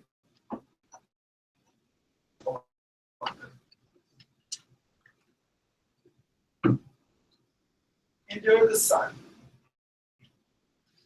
Well, Lacan in Semler 19. So, all these formulas from Aristotle, the particular, universal, etc., and he disrupted completely with Aristotle. Interested in the development of Lacan. He comes to this. You can follow all his development of the Semler 19 to come to the Semler 20.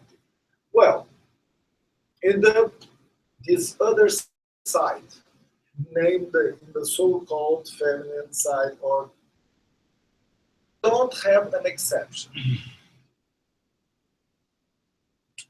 This is the bar marking the negation existence. There's no exception of this. That means if there's no exception, let's return to this one and see what does this mean in psychoanalytic terms. This exception is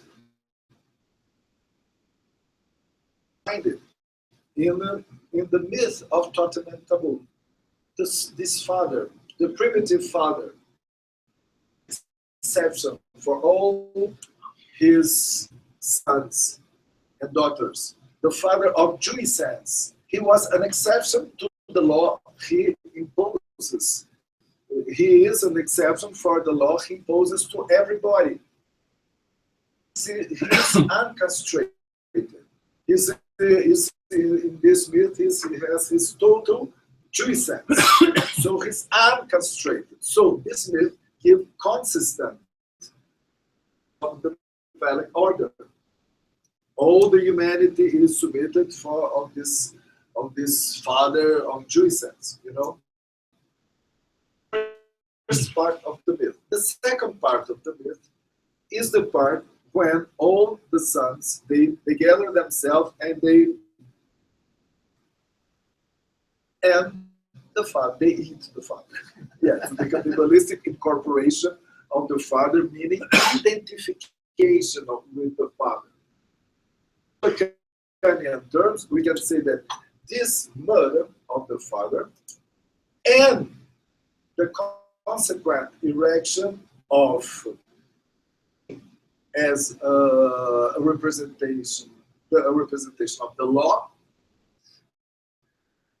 is the identification with the signifier that this father represented, because he represents the law. So we have in this myth the two versions of this one.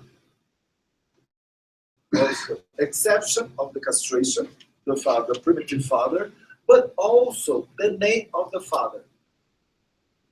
The signifier of the name of the father, which represents law, is an exceptional signifier in relationship to the all signifiers.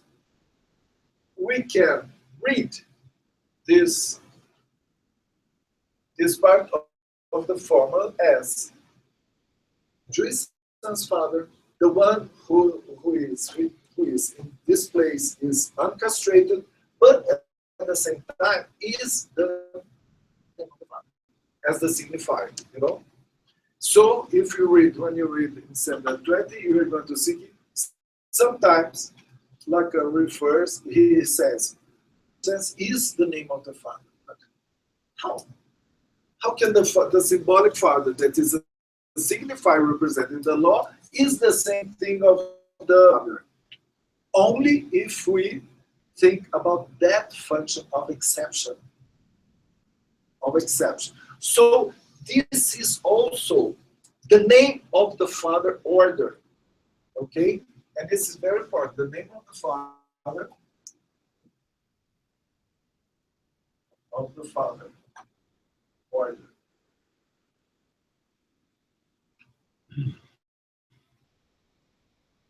Here, we're not in the name of the father order. There's another thing. So, let's say name of the father. There exists. There's no one either. We are in another logic, okay? There is no one, there's no set. So there's not a whole in the sense of all, that is a set. So universe. Not one, no group, no the mass, no mass. This here we can find psychology of masses, the psychology of groups, because we have the one that can be the leader that points out in the psychology of groups and masses to form the group.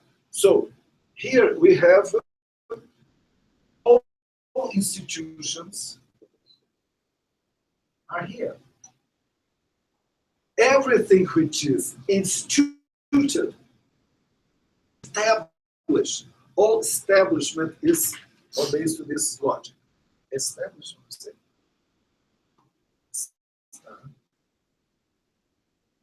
Okay? So we have, as Lacan says, this is all X, phi of X. Here, not all X are phi of X. We do not have no name of the Father, no one, no universe, no group. We are instead, let's say, a pluriverse. No universe. We are not this, you know, you have something open, an impossible open set. There's no open set, but paradoxically, open set.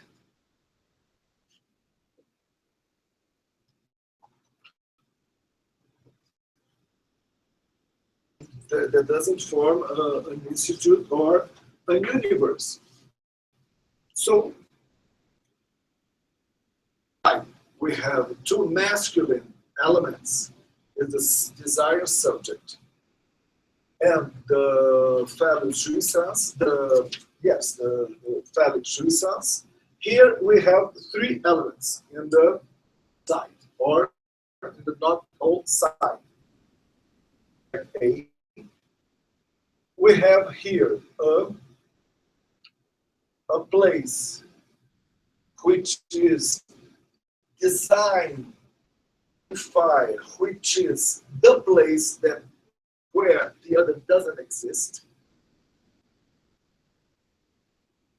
And we have another place. Here, that is the place of the woman that doesn't exist. Why? In this logic, please, let's forget what do you know about German sense, etc. Let's try to understand this. As that the woman doesn't exist. This is the logical formulation. The formulation based on existence, because there are no element supporting an existence. Okay? This is based on logic arguments. So there's no one. So this is the side of the woman. The woman doesn't exist. Please don't kill me. Man exists. The man exists. Existence is here. Describe it. Okay, this is the. It's too small. Can you read it? Can you read it? It's too far. I don't understand it. Huh? The existence. This means the existence. You know, is this writes an existence of an element. It exists an element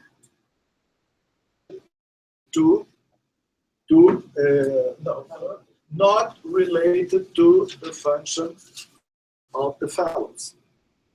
And this makes the human or mankind, let's say like that. And when Lacan says the woman doesn't exist, it means that the element forget an atomic difference. The not phallic being, a non-phallic being, doesn't exist. Of the woman that doesn't exist. Kind of paradoxical. It's a place, but the place of a woman that doesn't. The woman doesn't exist. That means that every woman can come to this place. Everyone. By one. But not the how do you say? The ideal woman, the figure. But men are related to fellows, to the phallic order, to power. And what Lacan says, coming back to back, that there's no, this formula, this both sides is based on there's no relationship. That means it's impossible to have a relationship between things so different as a non-existence, a universe and a non-universe. So there's no relationship, possible relationship, but there are encounters. And the sexual encounters are this. You write this two kinds of sexual encounters relating the subject and the object.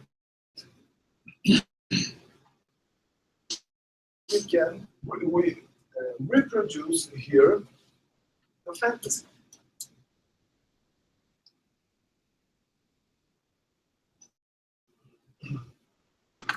Well, and he says the subject reaches the other, reach or her, to an object. But when he comes to this place, he puts two arrows. One arrow of this place of the woman that doesn't exist, phallic jouissance. But the jouissance of women jouissance are twofold in two types of jouissance. Phallic jouissance, this is a sexual jouissance, but there's another jouissance which is not sexual. This one is related to the jouissance of the other. The other's jouissance. Você outro. Other jouissance is a phallic jouissance. And here, he puts, is the jouissance of the fantasy. Of the fantasy, the jouissance of the object. The jouissance. No, to put jouissance and fantasy.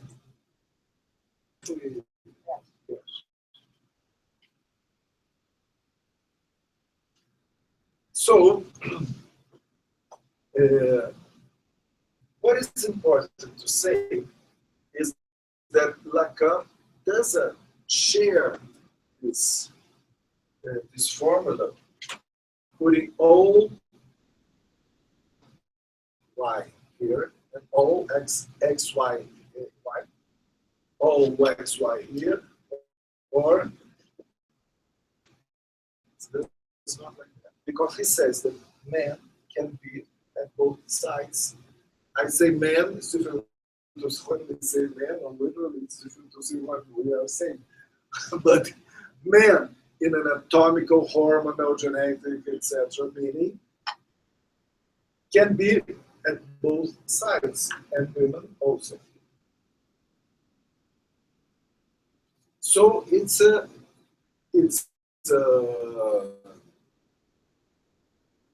formula that goes completely beyond the sexual difference. That means that a man can have a woman as an object, or find his object in a body's woman or a man. At this place, the same. Can find here a man or a woman. The same here. The same here.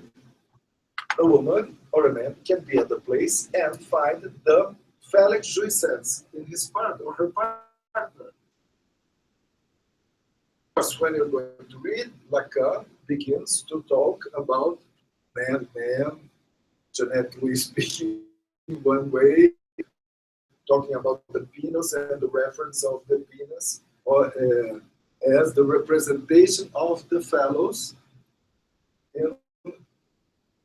But it goes beyond this, beyond the peanuts, because peanuts are the peanuts is peanuts. The peanuts, it goes beyond this. And this jouissance is a supplementary jouissance, it says. So women, it's not the idea of complementarity to the idea of supplementarity.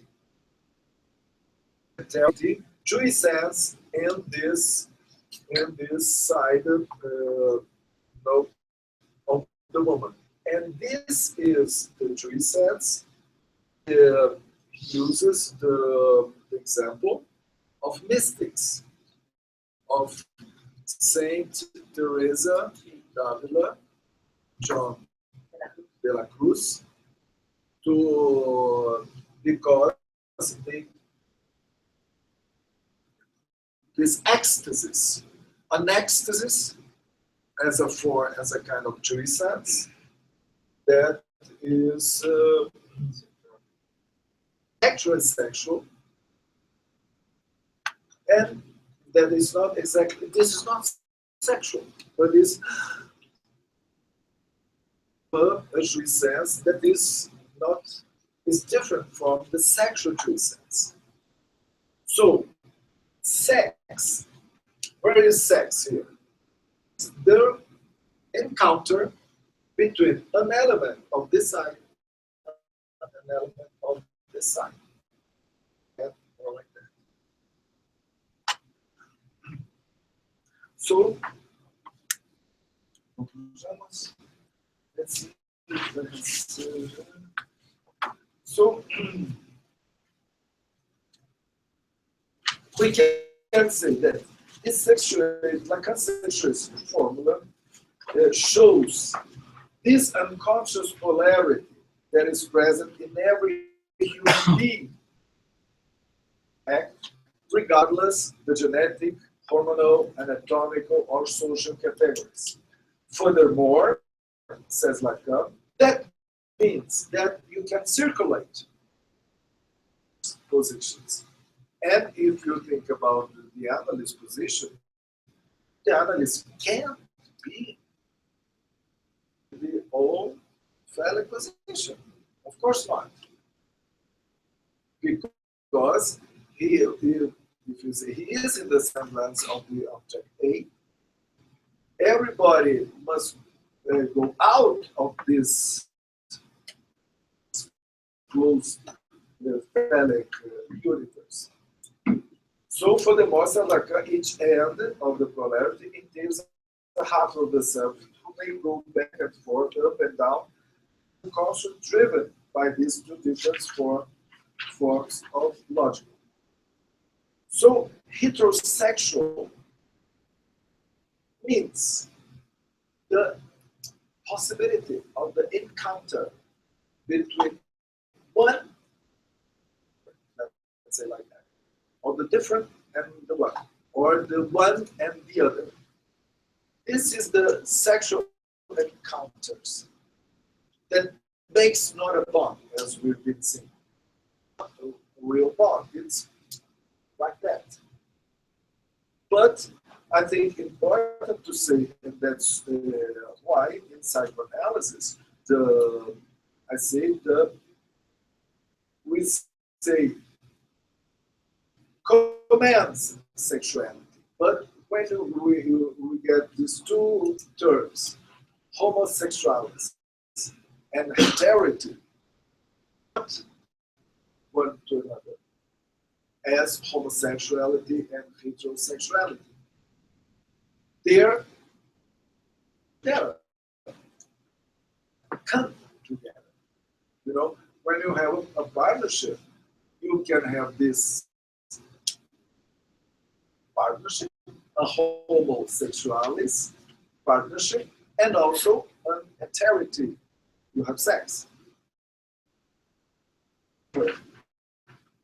So, in this sense, please try to understand what I'm going to say.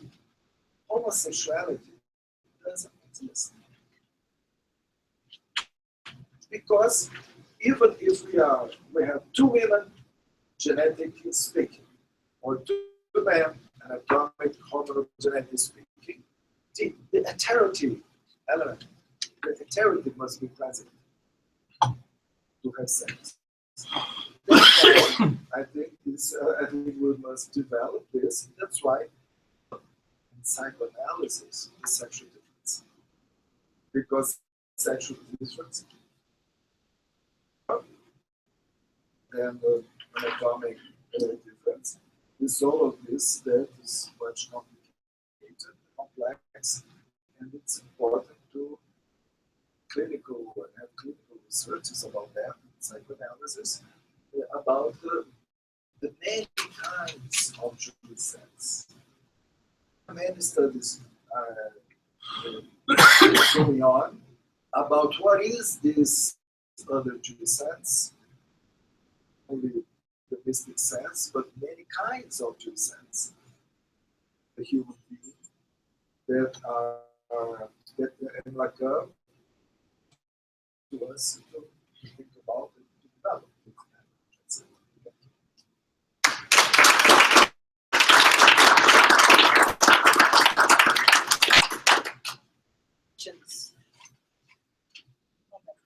Yes, Joshua. So, question for clarity, and then also as it relates to this discussion of politics that has been present throughout our time together. Can you speak louder? Oh, sorry, yeah. You spoke of love, obedience. At one point, I wrote that down. So though I know the bulk of our talk, was about sexuation and this examination, sex not creating the bond. And then if I wrote down your words correctly, which I may not have, but something, yeah. It's outside of a social bond, right? Thus no discourse for love or whatever it is. No discourse, right, for love. It's outside of that. So could you say more about how love is civil disobedience? Okay. Sí, más. Another question? Yes. Oh, you spoke a bit like about drives. No, que la voz. You spoke like about drives. This is Slower and higher, Slower and higher. please. You spoke it like about drives, and they're different faiths, they're vicissitudes. And I was wondering if you could say anything about what faiths of the drives.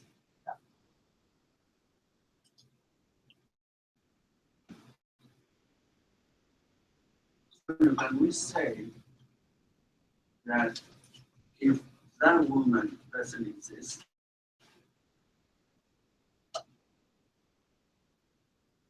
because each woman is an exception.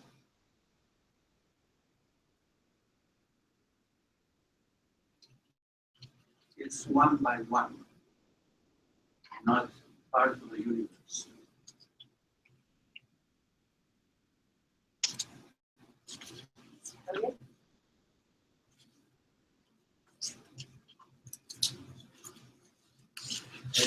Like a lot to hear Antonio, the revolution of the lecture of these topics. And I have a lot of questions that is not exactly open, but at least I ask one question. This the limits of the performativity of the election, especially in the bed, not in the social election, preparation. What about then about the limit of performativity, not only considering the difference of biological difference, anatomical difference, so the physiological differences that implies similar anxiety and similar that implies a different position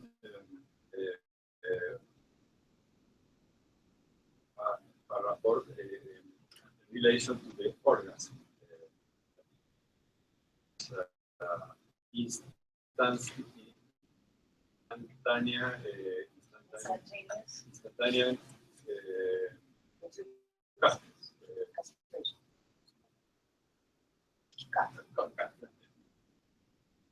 in the women is quite different.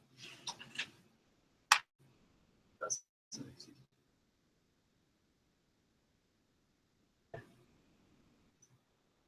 How is, So we don't, just like, let's try to formulate the question. This is we don't have much time, and Carl is going to assassinate me. So we I'm formulating a question. Like, how is the negation that's constitutive of the all phallus able to, how is it possible to be constitutive and oppositional to the non-all phallus is the question. As constitutive and the negation in the dialectic that seems to be contained within all, how is that for opposition or a further dialectic of the non-all is my question, not logic.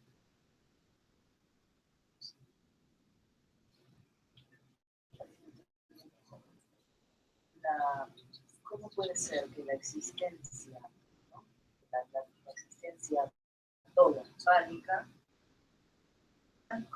constituye una oposición basada en la no toda existencia? La pregunta es sobre el hombre. Sí, la pregunta sobre el hombre. Relación oposición.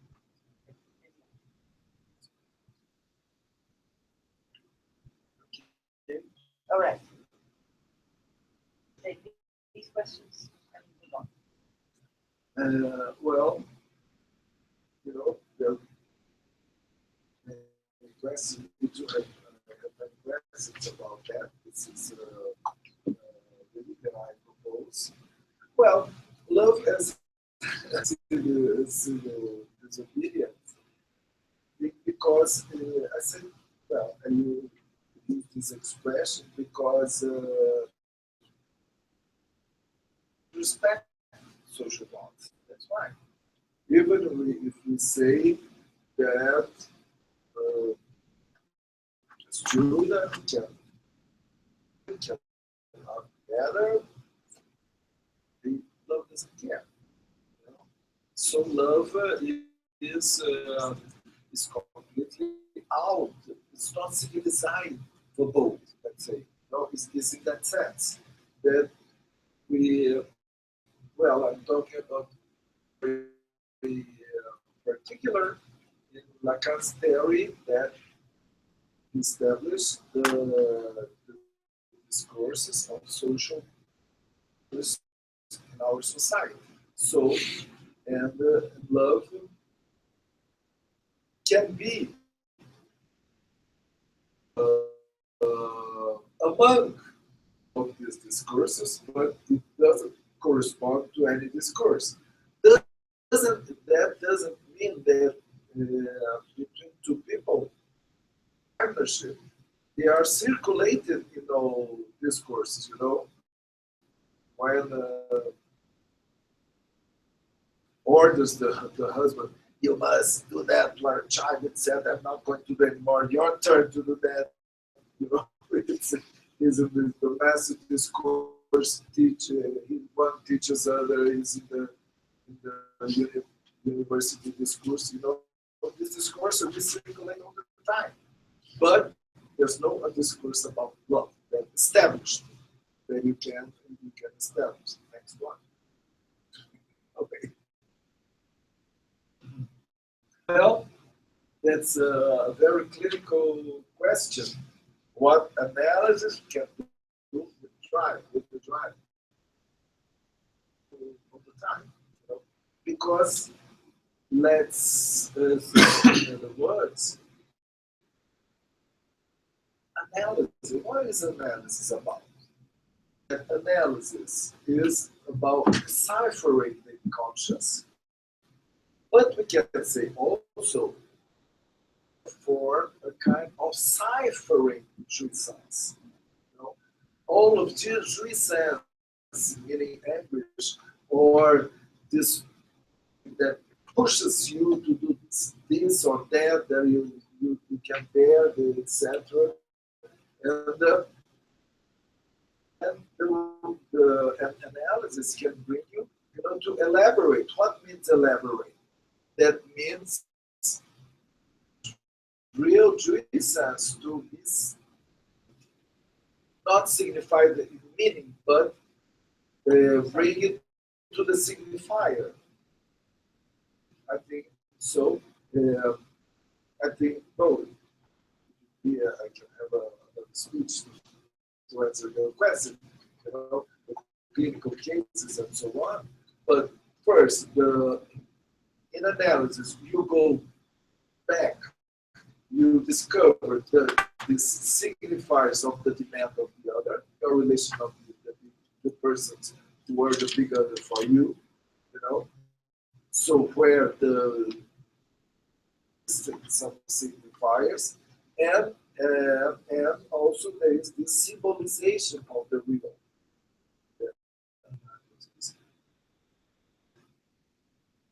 Mario, you know, I have a problem to show, to think about one by one as an exception, because I think it's better to keep this to the exception of the one as an exception. The one in the family side, you know, the old family side. I think it's better to keep the exception, because the exception makes the one. You know, it's not exactly it's the one, the big one, the set, you know, together. And well, but the one by one is the logic of the non-family. The one by one makes not a group. Psychology is in that place.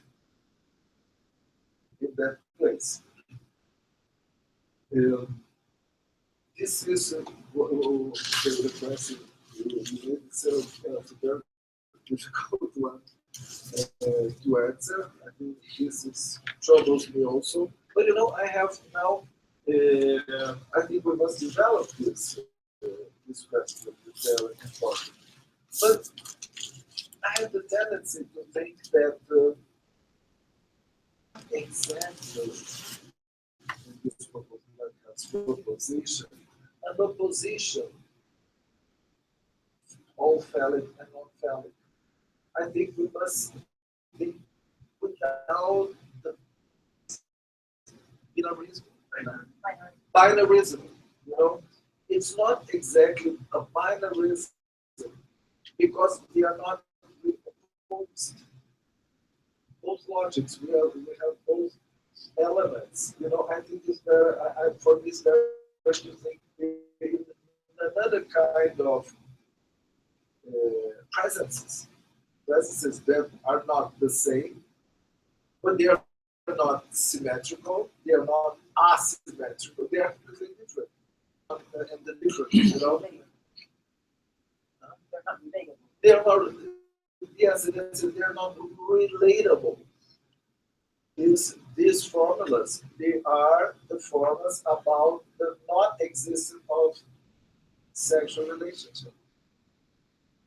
That is not mean that there's no relation to sex, as we can see.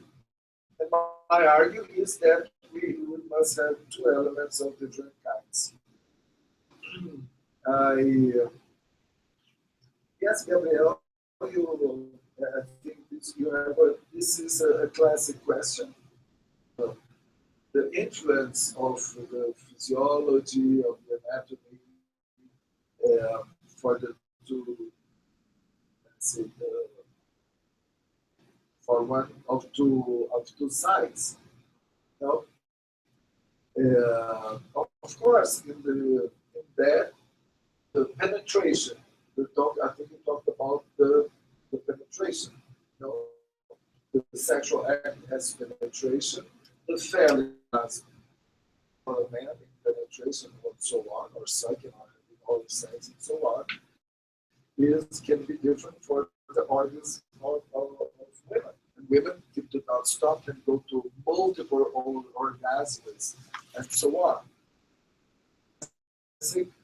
For to handle like that. But nothing, but we can say that there are other kinds of jouissance also can share as a human being, as a, you know, as a woman. For instance, in his book, I can't tell exactly when, but we were talking about that.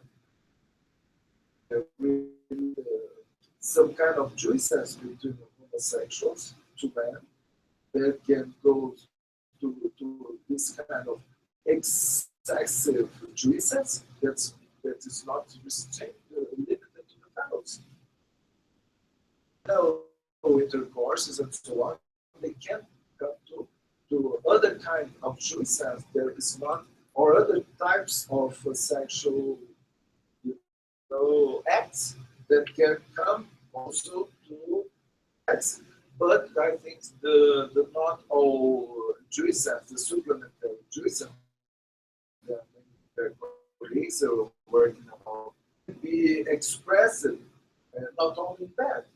You know, I don't know if you know Catherine Mansfield Bliss.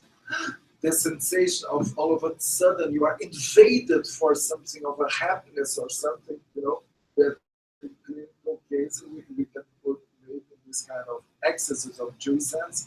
The art of jouissance, we can be related to something non-valid also. The devastation between, for instance, man and he says about a man for a woman, but a mother to a child, this kind of excessive jouissance to this other jouissance and so on. So I think for women in bed, related to the penetration and sexual life, like classical missionary this is the missionary position, we can say that the phallic orgasm of the woman can make some go to the other orgasms and make this kind of orgasm, or Shui says, but it's not the only case.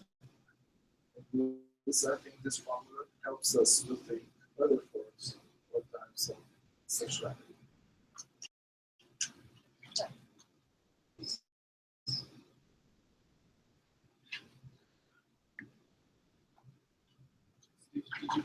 Sí, por favor. You could, just for clarification, talk a little bit more about the symbols, the two symbols that the others we saw on this side. Sort of re-explain.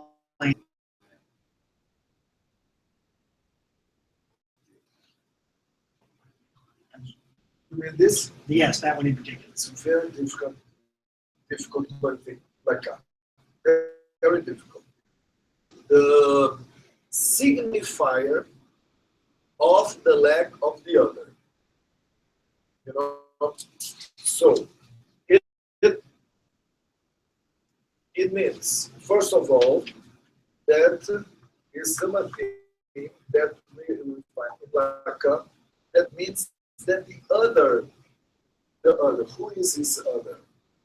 The other as a set of signifiers lacks something. We can represent maybe this as a set of signifiers lacks something. And this is related, this whole related, for instance, to the Taurus related to the object A. We must have the conception of the other lacking something, understand, or to build the conception of the object A as a part, this other, but out of his. It's an element outside, let's say. If it is, this is the other. Well, and he puts this as a signifier. A signifier here, naming this other that doesn't exist. Because at the same time, when this one thing that the other is lacking something, it points out also that the other lacks. Other doesn't exist. So paradoxically, you know, because this lack, let's say, empty the other of its consistence. So it's another that doesn't exist, another that look up.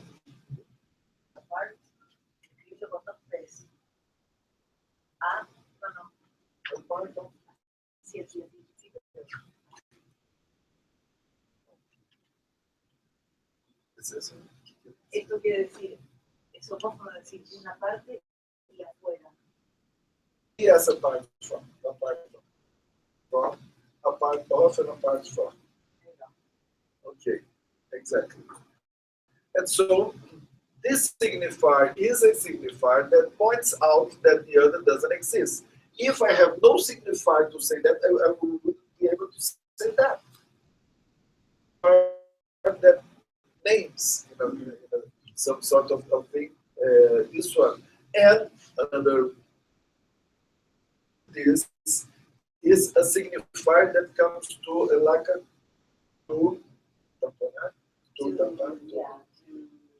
to cover, you know, to cover these figures. At the same time, it is like a cork that covers the leg of the other, but at the same time names it, in time points out this leg of the other. Center. This is nothing new in Lacan stitching. This center. The dentist created it in late 50s stitching. But here, when he puts this here, it talks about something that may interest some of you. It says that is the occult face of the jouissance of God. It says something like that.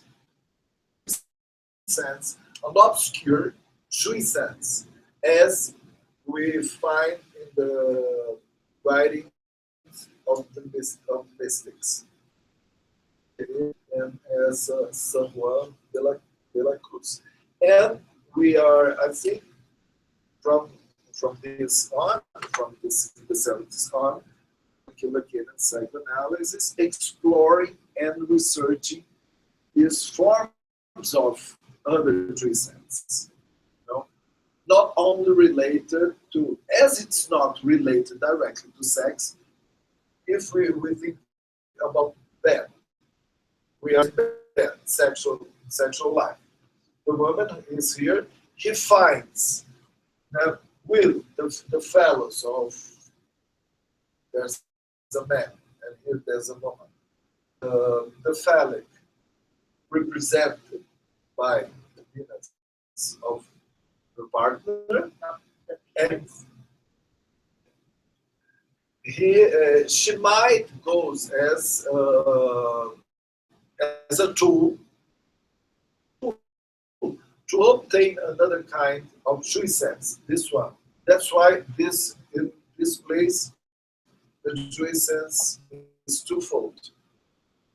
In one jouissance group, which is specifically sexual, and another one which is not. But we are exploring in clinical, in Lacanian researches, other forms of, of jouissance, which is not really exactly sexual. Okay. Yes, Apurva, and then Mark, and then we're done. So questions really condensed because. Yes. Can you give examples on the old phallic side of like groups, institutions, etc.? Can you give similar examples here on the non-old phallic side?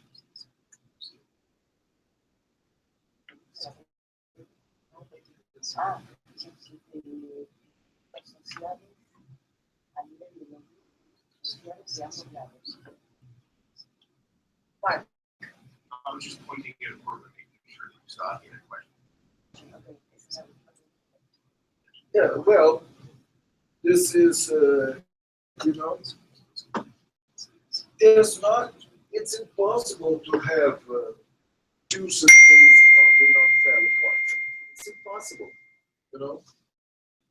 There's no, but we can have, how can I say, we can have a politic or a thinking instruments, because all society is based order in this phallic reasoning, you know. But I think that it's important to have a supplementary logic, you know, with this phallic order, an order which is not completely based in the phallic. You know, that the logic of the one by one conception. I don't know. It's something. I think it's a very good question. Maybe a kind of a relation between there's not a leader, but that there's not boundaries, that not limits something, you know. But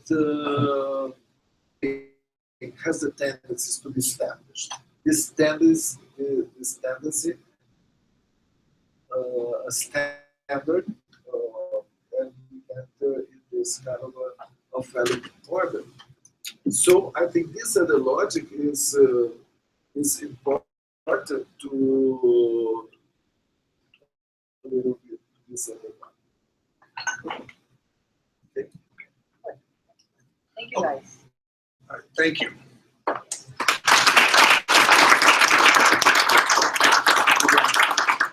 All right, so we're gonna, instead of, this is a program till 1:30, we'll come back at 2.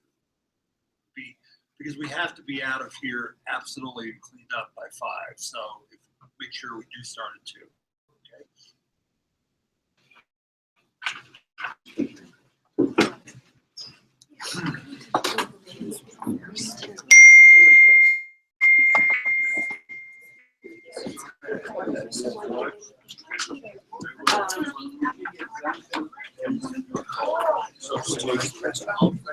Yeah, I should have done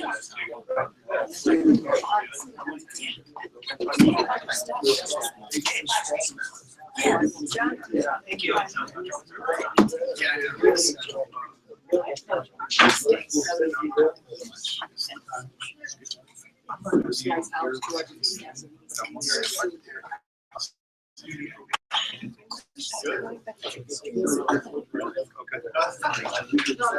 be that. The same way that I feel like we've already learned these languages. It's just